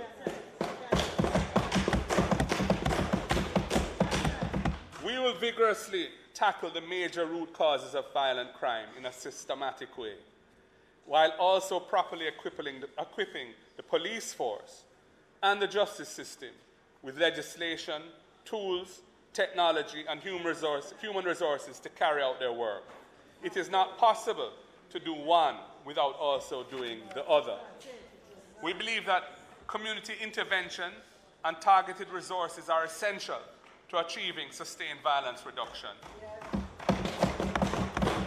It is not good enough to outsource community intervention to the private sector through Project STAR. It's not good enough. We support the private sector, we commend their efforts, but they do not have the resources to do this on a national scale. We will prioritize and invest in effective forms of social investment for crime prevention to accelerate the sustained reduction of violent crime. I've mentioned that the Peace Management Initiative, which has earned significant successes in different communities, will be revamped, revitalized, and made to work in hotspots across the country. We have seen over and over again in Jamaica how reprisals kill and maim the innocent, including our precious children. We must train and resource teams of violence interrupters on the ground in these communities to intervene early in conflicts and avert escalation into spiraling reprisals. That is a critical method for managing this situation, and the government has dropped the ball. We will train and empower 500 violence interrupters across Jamaica to help to maintain calm and good order in areas prone to high levels of violence. This must be supported also in our schools with school-wide positive behavioral interventions through the Ministry of Education. And from an enforcement perspective, what is required is spear phishing that targets dangerous criminals, the violence producers as they're sometimes called. Not casting a wide net that snares both the good and the bad, and much more good than bad people. The government must fashion legislation that allows known vicious purveyors of criminal violence to be taken off the streets so that an effective case for prosecuting them can be brought against them. These are people who are taking innocent lives, destroying families, and sapping the nation's collective hope for the future. The procedure that does that must have appropriate checks and balances to ensure reliable intelligence, not just sus and gossip, is the basis for their detention. Last December, I put forward detailed proposals for a court-supervised process of pre-charge detention that targets specifically persons on whom there is credible intelligence that they pose a high level of danger of violence. The procedure that I outlined is designed to allow a period of time for credible intelligence to be strengthened into prosecutable evidence. And I've suggested a 42 period for that to take place. 42 days, 42-day period, during which the court would supervise at regular intervals, after which the detained person must either be charged or released. But the initial detention has to be approved by the court. In our prison system, Madam Speaker, inadequate attention to rehabilitation and post-release employment opportunities, despite the valiant efforts of NGOs, has resulted in unacceptably high rates of persons reoffending and returning to prison. The Minister of State has said that the rate of recidivism is 40%. So, for far too many convicted criminals, the prison gates end up being a revolving door. 40% of persons end up coming back, having completed their sentences. And Madam Speaker, with all these mandatory minimum sentences, one wonders how the prison system and the court system is going to cope. We've already imposed mandatory minimum sentences for possession of prohibited weapons, which is any unlicensed firearm. And we're talking about putting very, very high mandatory minimum sentences for murder and so on. All well and good, though the deterrence is not generally accepted as being a real benefit of this. But the impact on the system, the courts, where people will no longer have an incentive to plead guilty, the backlog is going to explode, and the prison system, which is already creaking under the weight of this massive rate of recidivism of 40%, is going to become completely unworkable. The government really needs to think through this policy before it implements it. We must invest in programs so that incarceration becomes a real opportunity for rehabilitation, in addition to being punishment for transgressions. We must find ways to assist persons leaving prison to be able to earn a lawful living for themselves and their families. The whole society benefits when a former criminal turns his or her life around and becomes a constructive member of society. And we're not doing enough of that.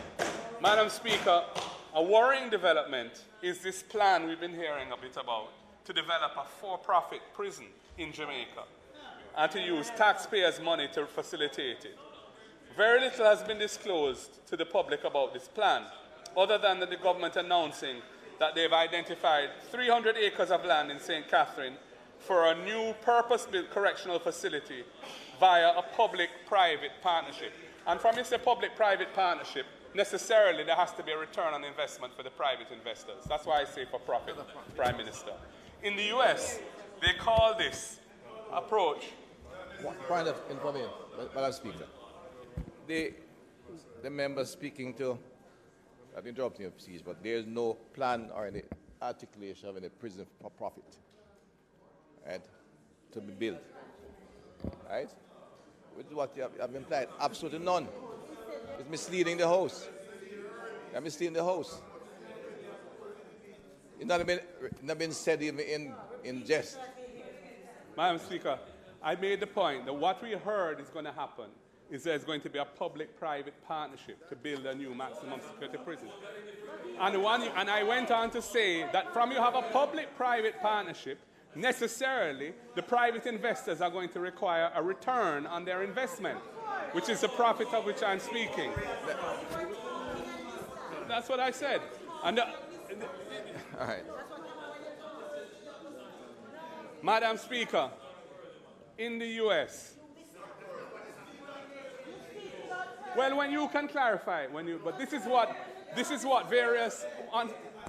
Madam Speaker, on a point of order, and I do loathe doing this in the presentation of the Leader of the Opposition, but I believe that the point that the Leader of the Opposition raised to suggest that the government is going to build a prison for profit, which are the words he uttered, is dangerous and misleading and ought to be corrected immediately. The government has never contemplated that. It has never been thought of. It is in no policy of the government. And for the Leader of the Opposition to say that without evidence, without quoting a document, it is dangerous and misleading and has to be dealt with immediately. And I urge the Leader of the Opposition, as I know he is gentleman enough, to withdraw that statement. Madam Speaker, what we have been told is that this prison is going to be built as a public-private partnership. That's what we've been told. We have never had, the Minister of State, it has been reported and in the media. A public-private partnership. That has been stated publicly by the Minister of State who has responsibility for prisons. My point is, if it's a public-private partnership, that suggests that the private partner is going to be looking to make a return on it. That is why I said what I said. And Madam Speaker, more information and more transparency around what is intended would be welcome, because the way in which it has been brought across so far raises concerns. It's as simple as that. I will move on, Madam Speaker. No, you won't just move on. A point of order has been made. If indeed the impression is that the government is building what were your exact words? Probably I should get that from Hanshat, because if you have said it is for profit, then it is wrong, and it is a wrong signal to send. So, Ms. Curtis, can I have what was said from Hanshat?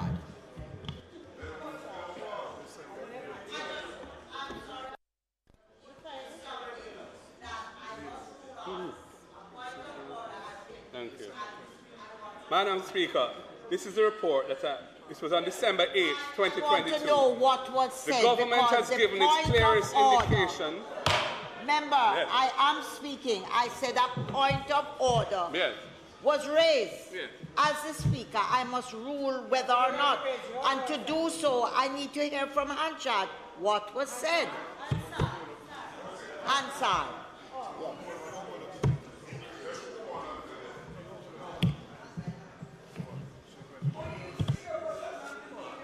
Madam Speaker, I am prepared to clarify. When I said for profit, I was referring to the private-public partnership that the government has given a clear indication that it is proceeding with, or at least considering, a private-public partnership to build a state-of-the-art prison.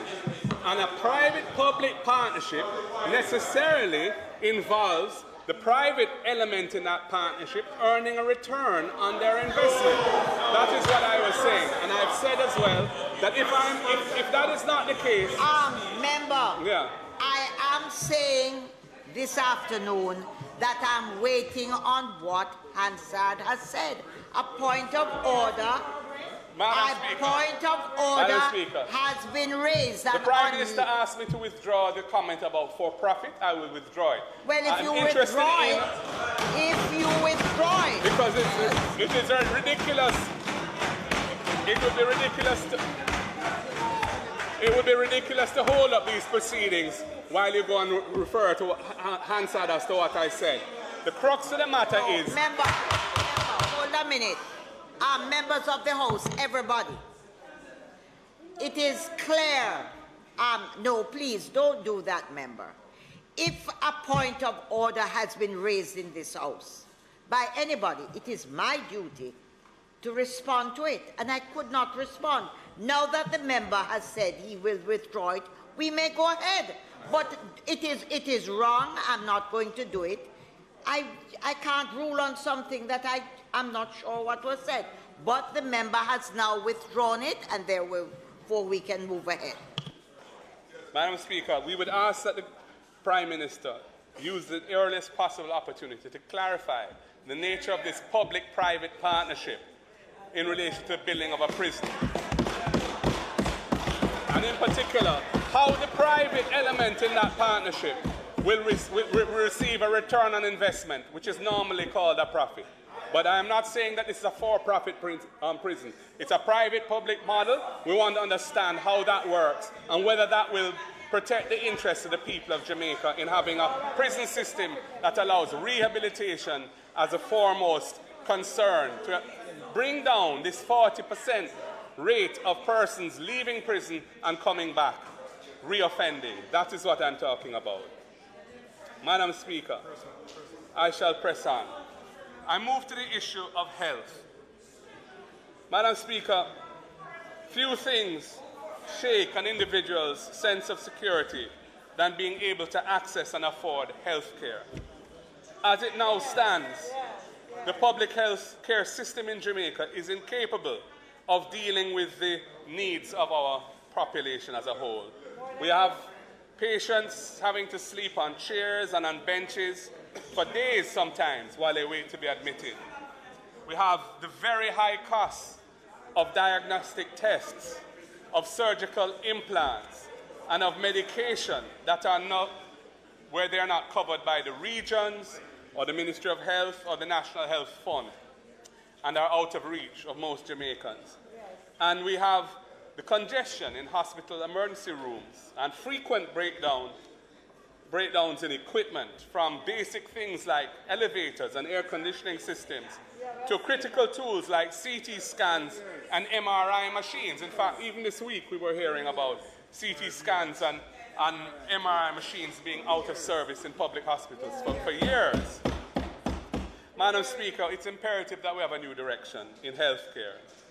If our hard-working healthcare workers are going to be able to treat our people effectively, the facilities at public hospitals and health centers must improve. There are 23, Madam Speaker, there are 23 public hospitals in Jamaica, and this doesn't include the University of the West Indies. And there are also 316 active health centers across the country. Still, there are many patients who cannot access adequate health care. These are mainly our elders who suffer from chronic non-communicable diseases, or NCDs, especially hypertension, which is high blood pressure, and diabetes, which are at very high levels in our population. 1 in 3 Jamaicans has hypertension, 1 in 8 suffers from diabetes, and 4 out of 10 suffer from mental illness over their lifetime, which is higher than the international average, which is 3 in 10. The rapid increase in NCDs in this country is causing a growing number of Jamaicans to suffer from renal failure, kidney disease. Many Jamaicans are...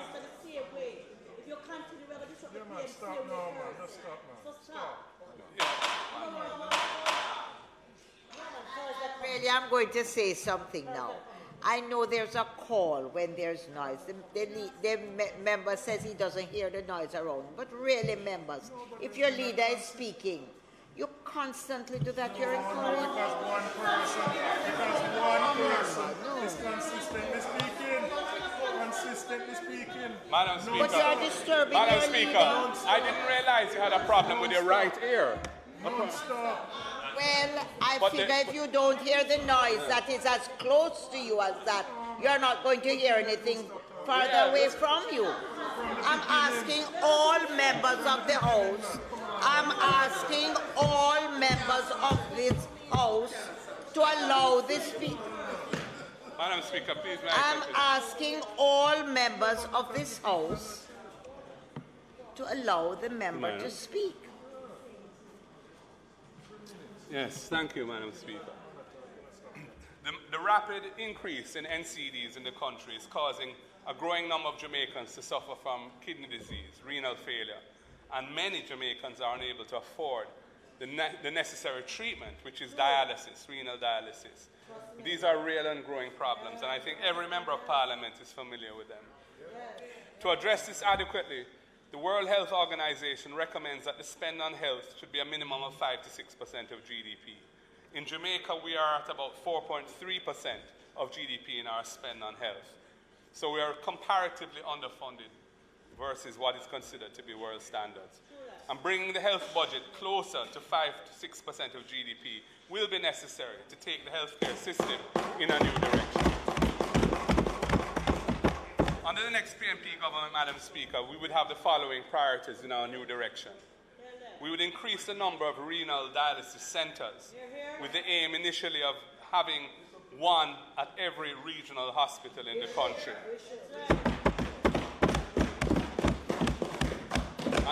A national health insurance scheme will be a priority of our next administration.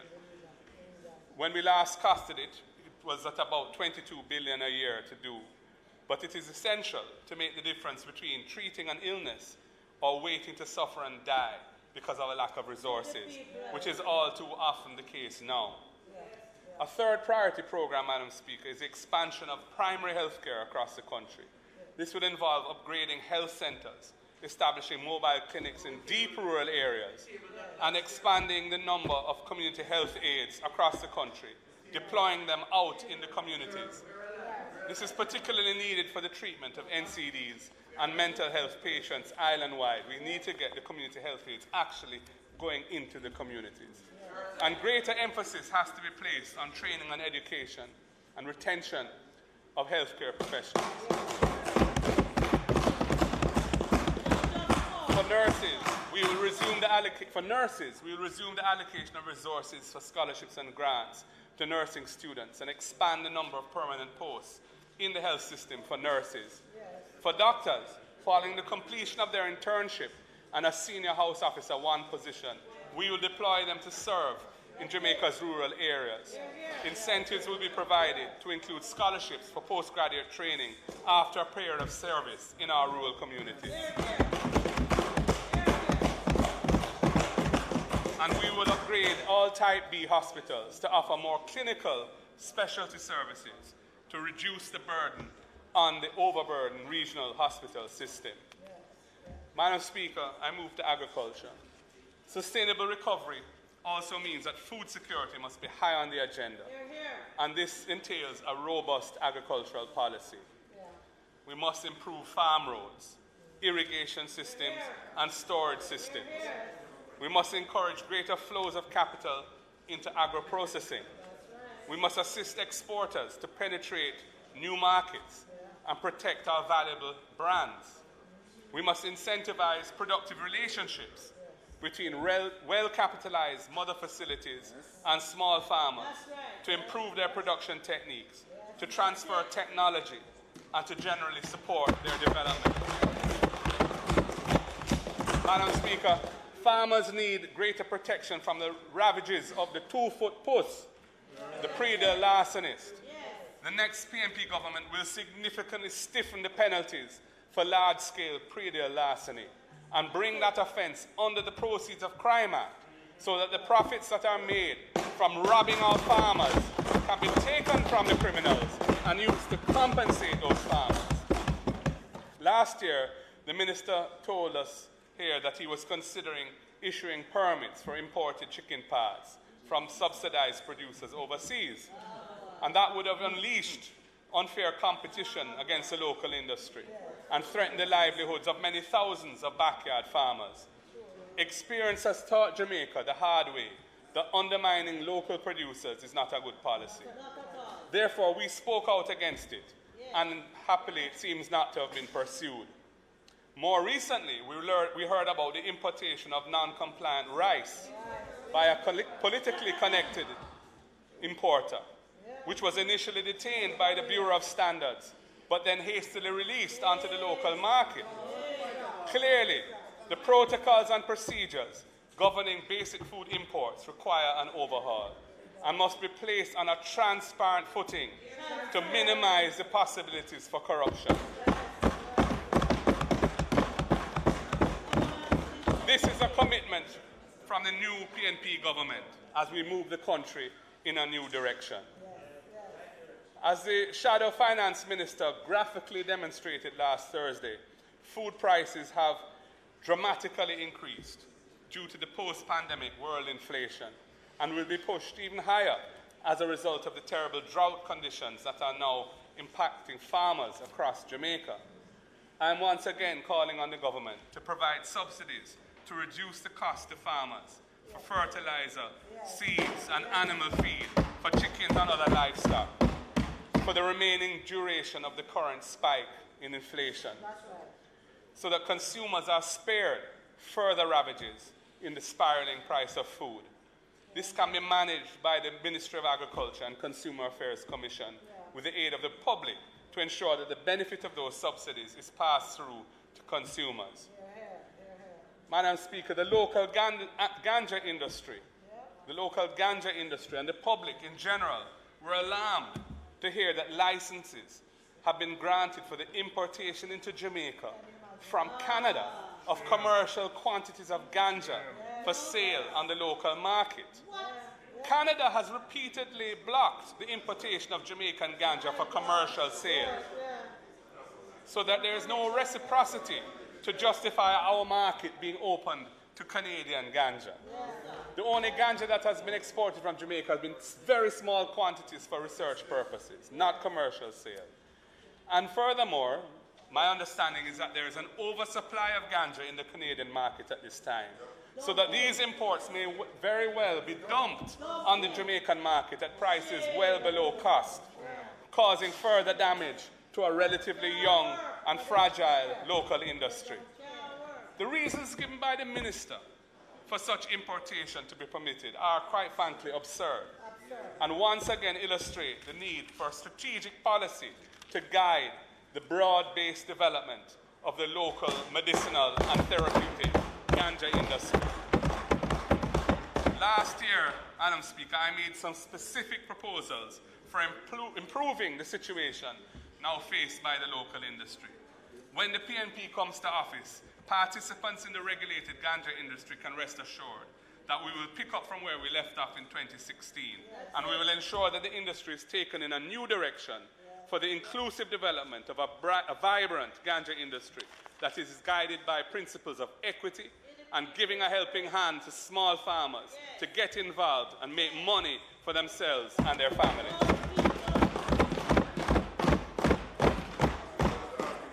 Madam Speaker, I move to the labour and labour reform issue. The current public sector compensation restructuring process and negotiations has provided all of Jamaica with an insight into the attitude of the government towards labour and industrial relations. The same is true of the government's response to the Supreme Court's ruling as to the status of security guards as employees rather than independent contractors, which I would regard as a piecemeal response. Instead of pursuing a long overdue structural reform to protect all workers in Jamaica, whether in the public or private sector, who are being denied their full rights as employees by the misuse of the legal device of contract work. The government has preferred merely to tinker with the problem by singling out a few public bodies to have their employment relations regularized. And, you know, as happy as we are for the solid waste workers and so on, this is not a wholesome approach. A structural change is needed. And in avoiding the real issue in this way, the government has missed an important opportunity and has therefore taken industrial relations backwards, where we intend to move it in a new direction, in keeping with this party's historical commitment to the rights of workers. Successive PNP governments have had a track record of defending workers and enacting important progressive employment legislation. Our new direction will be grounded in the 4 pillars of decent work of the International Labour Organization, the ILO, promoting jobs and enterprise, guaranteeing rights at work, extending social protection for all workers, and promoting constructive and respectful dialogue and consultation at the workplace. It is in Jamaica's long-term interest to promote an equitable and mutually beneficial relationship between investors of capital and labor. It is in Jamaica's interest to have our workers treated with dignity, to increase their commitment and their productivity in the organizations where they work. The next PNP government will pursue a series of reforms to ensure greater fairness at work, to improve industrial harmony in the country, and increase productivity and competitiveness in our economy. We will put in place a framework that examines more inclusive structures to protect freelance and independent workers in what we call the informal economy. The ILO describes these workers, and some of them are social media influencers, cultural and creative practitioners, and others. The ILO describes them as engaging in precarious work. They have no social protections, no representation, and are often categorized as unbankable and dependent on being able to use their intellectual property as collateral, and there are issues with that as well. We will consult with them and together find practical ways of empowering them through access to benefits that other workers enjoy in formal employment settings. A national labour market survey is well overdue. We need to determine the demand for jobs and the factors affecting the supply of services across different sectors of the economy. This will be a priority. We must have this national labour market survey done to inform decisions for the content and methods of training at HART and CPTC and so on. And it will also enable us to address the issues that are now being characterized as a labour and skills shortage and are being held up as justification for the importation of workers from overseas, a response which we think is not good for national development. Evidence-based and data-driven decision-making is essential to our new direction. The next PNP government will do more than talk about ending the practice of employing people for extended periods under repeated fixed-term contracts, this contract work syndrome. We will bring comprehensive legislation to eliminate abusive contractual arrangements which go around employment rights, and that is right across the economy, not just in a few public bodies. We will ensure the equal treatment of workers regardless of the legal form of their contract.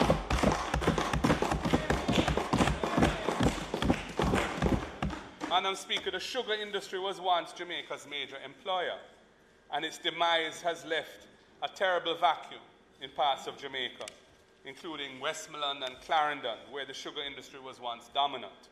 The social and economic transformation of these communities has been quite inadequate, and this has, of course, contributed to the spread of violent crime in these parishes, in what was once very peaceful communities. We will establish a commission to examine the situation faced by these communities in former sugar areas and develop a comprehensive plan for the economic revitalization of those areas. The objective is to provide new employment and entrepreneurial opportunities for displaced sugar workers, cane farmers, and their families to earn an honest living so they can live in dignity. Proper and dignified relocation arrangements must be put in place for the families of former sugar workers whose tenure on sugar lands is tenuous and who have been subjected to ad hoc and inhumane episodes of relocation by this government. I'm thinking of the many people in Innswood who have suffered from the way in which their relocations have been handled. We will encourage the establishment of joint industrial councils in industries where there are high levels of employment but no common standard for working conditions and no union representation. The security guard industry, the tourism industry, the global services industry, BPO, are cases in point. While some employers in these industries have made good strides in introducing enlightened employment practices, others are lagging behind in areas such as pension benefits, medical benefits, vacation leave, maternity leave, and so on. Joint industrial councils provide a mechanism for addressing these issues in a cohesive way, facilitating industrial harmony, while at the same time improving working conditions and equity for people working in these industries. This approach will promote the long-term sustainability of these industries and strengthen the overall economy. And Madam Speaker, we will review and revitalize the incentive legislation for employee share ownership plans, making it more user-friendly and easier to comply with and administer. This was a program of the late Michael Manley when he was Prime Minister in the second go-round and into his retirement. And we will then undertake a promotional exercise to encourage Jamaican firms to establish employee share ownership plans which align employer and employee interests so that they have common interests and create wealth for their workers at all levels, from the bearer and the janitor up to the CEO. I have seen it work, Madam Speaker. I have seen workers in firms become millionaires from employee share ownership plans, and their productivity has been enhanced because they have a stake in the returns that are made by the capital of the business. It is a progressive way of arranging our workforce arrangements, and I commend it to the private sector. But the legislation needs to be revamped and revitalized. Madam Speaker, I move to the issue of energy. The issue of energy is a serious challenge for the competitiveness of Jamaica's economy. The PNP established Wigton when the member for East Kingston and Port Royal was the minister, as Jamaica's first supplier of wind-powered energy.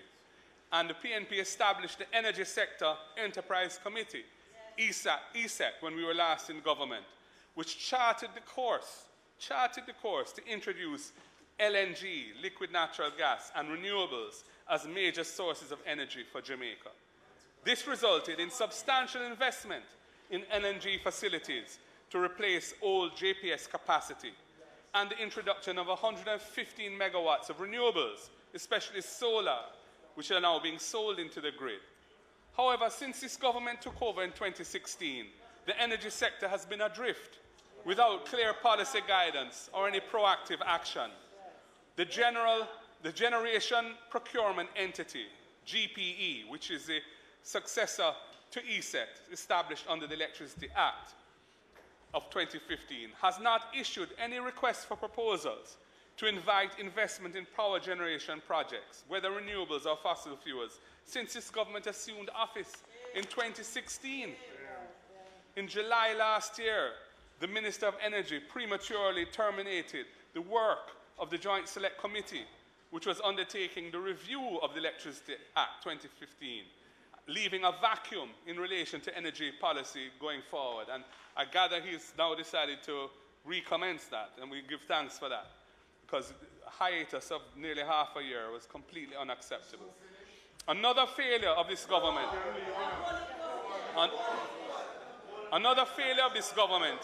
is its non-performance in the critical areas of energy conservation and efficiency.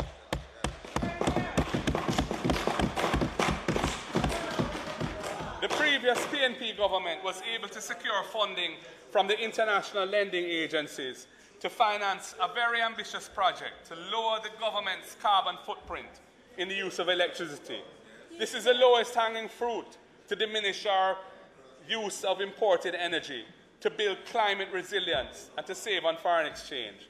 However, like so much else in that ministry, this program is at a standstill, and very little has happened since 2016. Now, there's one education institution in my constituency that had submitted a project to solarize several years ago, has not been able to make any progress with it. So I know of this firsthand. And then, Madam Speaker, this government's unprecedented expropriation of the Venezuelan company PDVSA's 49% shareholding in Petrojam, which remains an unresolved matter, together with Jamaica's unprincipled siding with other reactionary governments at the OAS against Venezuela and the Venezuelan government, rather than standing with CARICOM's principled positions, has placed Jamaica in a has placed Jamaica in a disadvantageous position to take advantage of the revival of the Petro-Carib financing facility, while other countries in the region are beginning to benefit from that. The upshot of this is overall mismanagement of the energy sector by this government, coupled with its ill-advised foreign policy stance, is that the price of electricity to the Jamaican consumer, which was US 25 cents per kilowatt hour in 2016, is now at US 42 cents per kilowatt hour. At that very high price of electricity, Jamaican consumers continue to suffer. Manufacturing and other businesses are at a competitive disadvantage versus goods produced elsewhere with lower energy costs, and more large companies are moving off the grid, seriously undermining the viability of the main energy company in the country. It is a bad situation for Jamaica. The next PNP government will build in its proven competence in this area, complete the review of the Electricity Act, finalize a modern policy based on a sound strategic framework that takes into account the goal of reducing carbon emissions and building climate resilience, and gets the procurement of diversified sources of renewables for the grid back on track.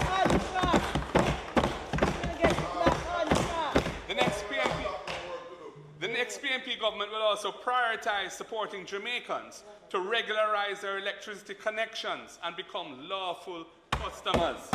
Yes. NESAL was a successor to the Rural Electrification Program, a program of the 1970s. After so much of the money was robbed out under this government, it has been disbanded by the government and its remnant resources transferred to JSIF. However, the funding currently available from JSIF to support electricity regularization is a drop in the bucket. It is woefully inadequate. Many low-income communities across Jamaica where illegal electricity connections prevail are subject to frequent, prolonged power outages as JPS steps up its efforts, naturally enough, to reduce losses from theft. Families are tired of the harassment. They want to regularize, but they just cannot afford to cover the $150,000 or even more that it costs to professionally rewire their houses, to have those rewiring then inspected and certified, without which they can't enter into a contract for lawful electricity supply. Madam Speaker, regularization brings both peace of mind and the benefit of being able to prove proof of address for a variety of formal processes in everyday life. It will also reduce the prevalence of fires in those communities that all too frequently devastate the lives of residents. The next PNP government will undertake a massive exercise of support for regularization,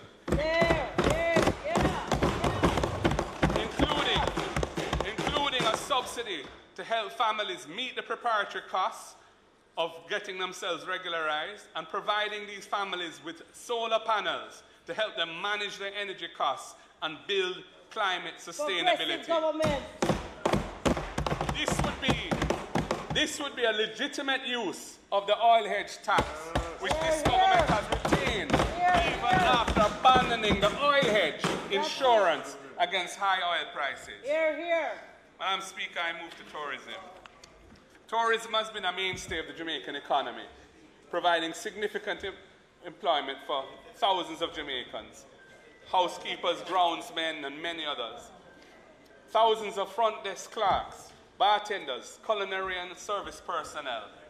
Indeed, parts of our agriculture, transport, and manufacturing sectors depend on the viability of the robust tourism sector that provides ready markets and consistent turnover of their supply of goods and services. The introduction of the all-inclusive model and subsequent increases in all-inclusive hotel investments have made Jamaica a significant player in the world tourism market.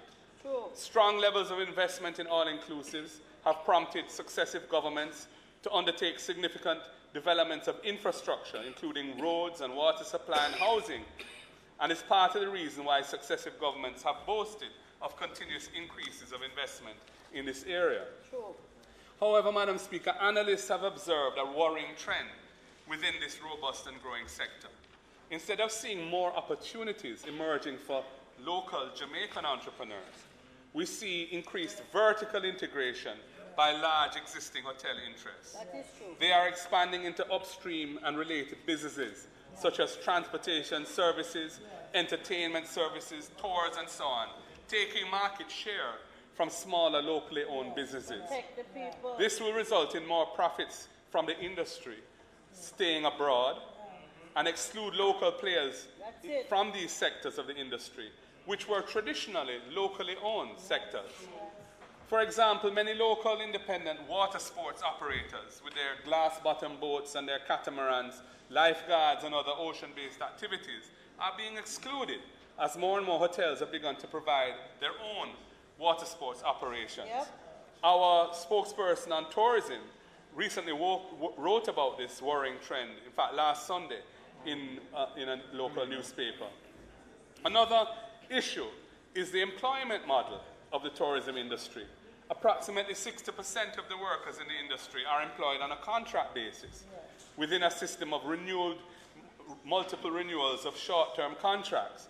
And this makes them temporary workers who are denied some of the basic employee benefits that permanent employees enjoy. And as part of the emphasis on phasing out systems of contract work, we must provide security of tenure to workers in the tourism industry. Madam Speaker, we need to have these difficult discussions. We must encourage more inclusive, community-based models of tourism delivery and employment arrangements that deliver a full range of basic benefits to our tourism workers. This analysis was included in the Master Plan for Tourism, Sustainable Tourism, which we left to guide the development of the tourism sector at the turn of the 21st century. It exists in subsequent policies, like the craft policy that we initiated. We must find ways, Madam Speaker, to make tourism and the tourism sector more inclusive, For the people. to increase the benefits for all Jamaicans. For all Jamaicans. Yeah. All Jamaicans. Just a few. Jamaica's tourism needs to be refocused on building an industry that is beneficial to the small and medium-sized Jamaican business owner. It must contribute more meaningfully to the growth and wealth creation for more Jamaicans through the major linkage industries. There are 7 of them: manufacturing, agriculture, sports and entertainment, health and wellness, shopping, and gastronomy, which is food services. In keeping with the new direction, the Labour and Tourism Ministries will develop together a comprehensive labour policy to address the issues of contract employment, housing, and other concerns affecting tourism workers. That's right. We will move towards diversification through solidifying a European plan, EP development strategy and policy to incentivize investors above and beyond the current provisions. This would prioritize European plan investments in prescribed areas to drive economic activities for the benefit of restaurants, shopping, transportation, etc., leading to a more inclusive product. We will review the permitting of vertically integrated operations, water sports, transportation, gift shops, among many other attendant services, to determine to what extent and on what conditions these should be allowed. And we will work with the industry to ensure that more Jamaican singers, dancers, musicians, and other entertainment professionals can benefit from more opportunities in the tourism sector. The time for a new direction in tourism and a new way of thinking in general about how we move to the next phase of accelerating and equitable growth in the economy is now. Madam Speaker, I turn to another area that is near and dear to me, the cultural and creative industries. I want to talk a little bit about this because administration after administration has played lip service to the sector. We often speak glowingly about the benefit it brings, but there is no credible, sustainable plan of action to really develop the sector and take it in a new direction. We have a new direction plan for the cultural and creative industries. When I was studying law in my 20s, one of my first areas of interest was the music business. I started a record label called Riverside Music, produced 3 albums, and my love for the law and for music converged. So this area is an area of importance to me. And when I was Justice Minister, we strengthened legislation to protect Jamaican cultural and creative practitioners. We amended the Copyright Act to extend the period of copyright substantially, because some of Jamaica's most important and most loved recordings from the early 60s and 70s were about to lose their copyright protection, and we extended copyright for them. We also passed the Security Interest in Personal Property Act, providing a legal framework to allow Jamaican creators to leverage intellectual property as collateral for financing. This means that an artist can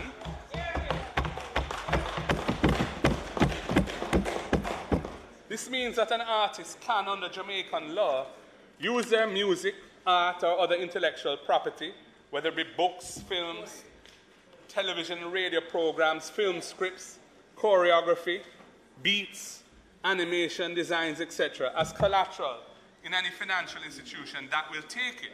Unfortunately, since then, the follow-up work has not been done with the financial sector and the regulators of the financial sector to ensure that this becomes reality.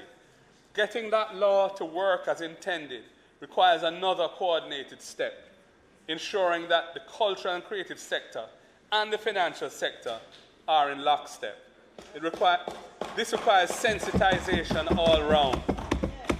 Creative practitioners need to deepen their financial literacy, and financiers need to embrace creative and digital literacy to acquaint themselves with the models and processes that exist both in other economies where these industries support each other, and right here at home where we have developed some unique homegrown cultural and creative business processes of our own. I raise this matter of convergence and integration, Madam Speaker, because it is at the center of understanding how to develop an emerging cultural and creative sector. There are two levels of work that need to be happening simultaneously to develop our cultural and creative economy in Jamaica.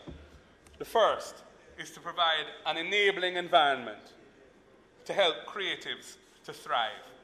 The second is doing the technical work required to support the cultural and creative economy, locally and internationally. These are the primary roles of government in the development of the cultural and creative sector.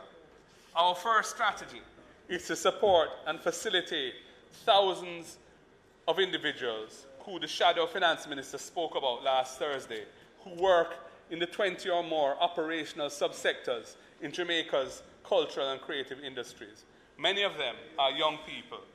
They include the sound system selector, the round-robin promoter, the youth who list the sound box off the truck and back on when the fet finish, the one who rolls up the cables, the cameraman, the engineer, the lighting designer, makeup artist, and many more. It also includes the movie director, production manager, event executive, the digital communication specialist, and the publicist.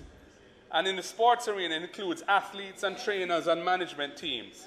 The cultural and creative sector is therefore a vast area that provides many categories of jobs, and thousands of Jamaicans work in the sector across many different income brackets. However, a 2021 mapping study on the Jamaican cultural and creative economy tells us that most of Jamaica's cultural and creative workers are among the working poor. As I said earlier, their jobs are considered precarious. Most are independent, contract, or freelance workers. The difference with cultural and creative workers, however, is that they are hit with a double whammy. Not only are they mostly independent contractors, but they operate within a largely informal economic ecosystem. And this must be an area of focus for the development of the sector. So how do we do this?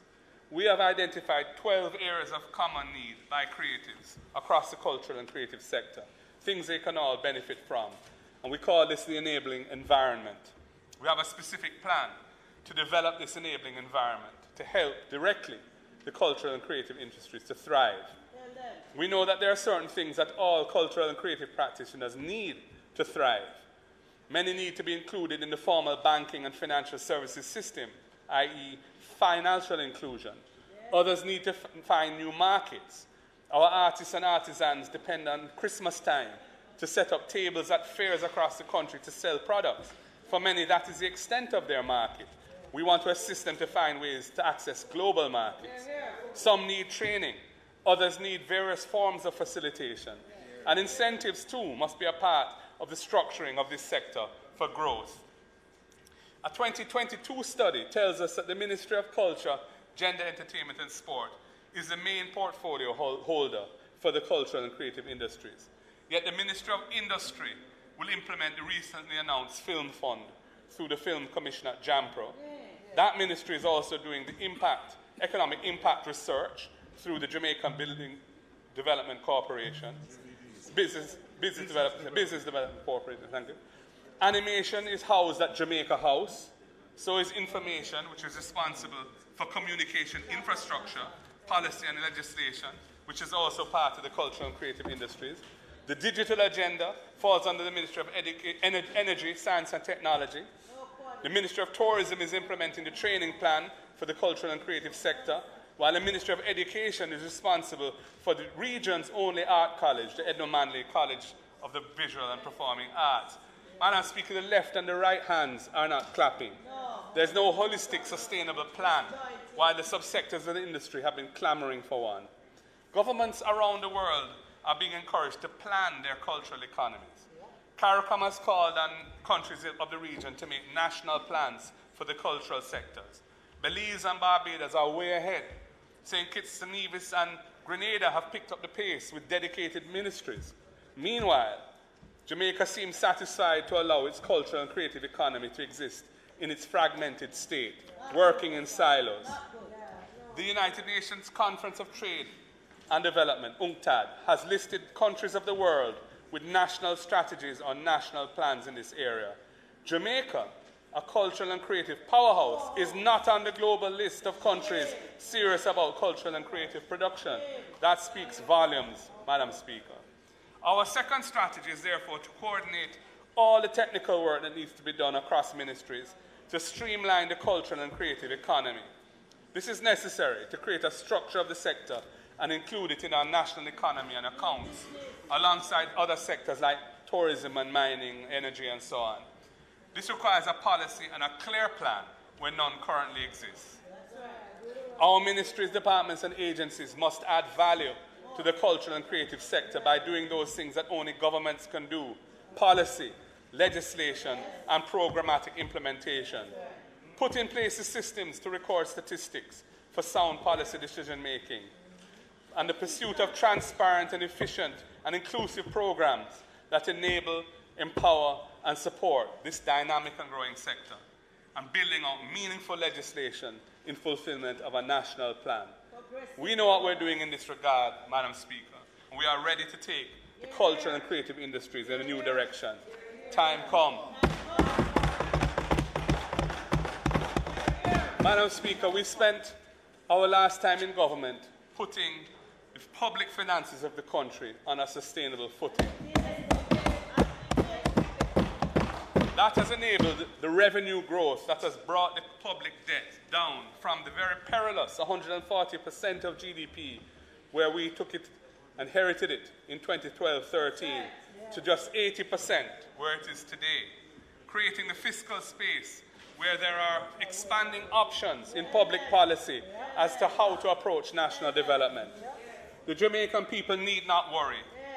When the time is right, our full plan will be revealed as to the positive new direction in which we will take Jamaica when the PNP forms the next government. I close this afternoon with a warning. If we continue on the path that Jamaica has been taken by this JLP government, we will continue to see the entrenchment of power and the reach of the already rich, the enrichment of those who are politically connected, and a deepening of the dependency of the working poor and the most vulnerable on the inadequate handouts of the state, all in the name of a distorted and disfigured caricature of prosperity. Every leader has their own unique style. My response to cases of injustice is not to get riled up and make a whole heap of noise or threats, manipulation and intimidation. That's not my style. My fury and disappointment in the direction of this government takes me to a place of reason, deep contemplation, effective strategy, and a commitment to work harder to deliver tangible results. It leads me to work out ways to make things better. And This is what accounts for my professional history. It is what accounts for my recognized success as a top commercial lawyer. It is what accounts for my proven prowess in business. It is what accounts for my effective results as a legislator in this House and in the Senate. It is what I bring to this struggle on behalf of the Jamaican people for a better quality of life for all. Empty hype and bluster, those are not my style. Yet every Jamaican must know I have your back. And no matter how many trips around this country it takes for me to meet the people of Jamaica, for you to learn about me and who I am, and understand that I stand for you and with you, for me and our team to engage with you, we will do what it takes.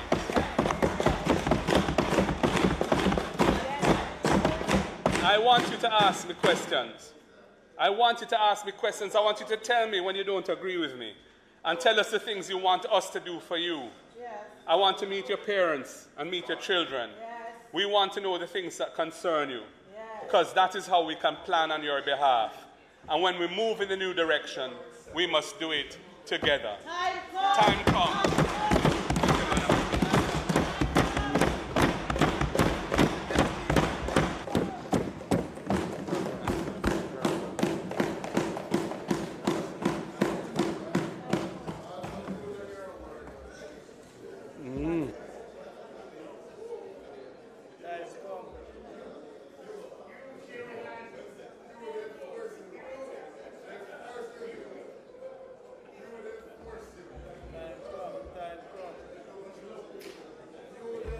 Time come. No more badmanism.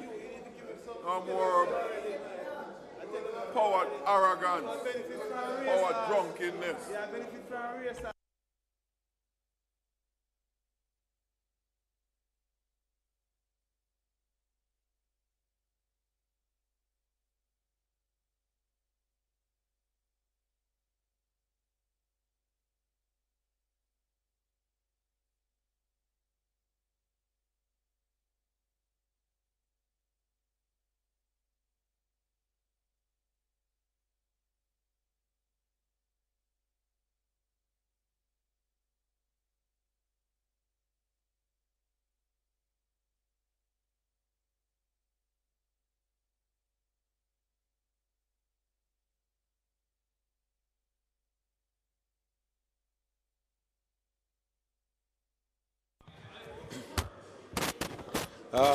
Madam Speaker, I beg to move for the suspension of the debate until I have indicated to you what the motion for adjournment, what the continuation plans for this Honourable House will be.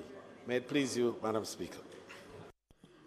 Members, the question before the House is that there is a suspension of the debate. Those in favour? Those against? The ayes have it. House Leader, the debate is suspended.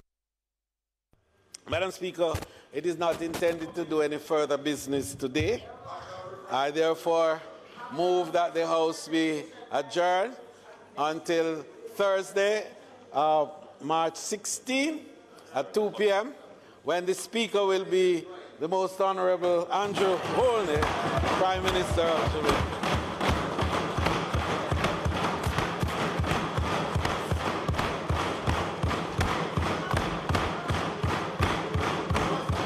Well done.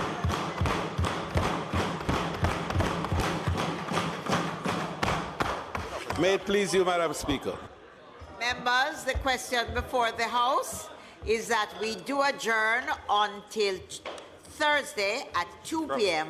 when the Speaker will be the Honourable Prime Minister. Those in favour? No, I was giving him back. Those against? The ayes have it. This House is now adjourned.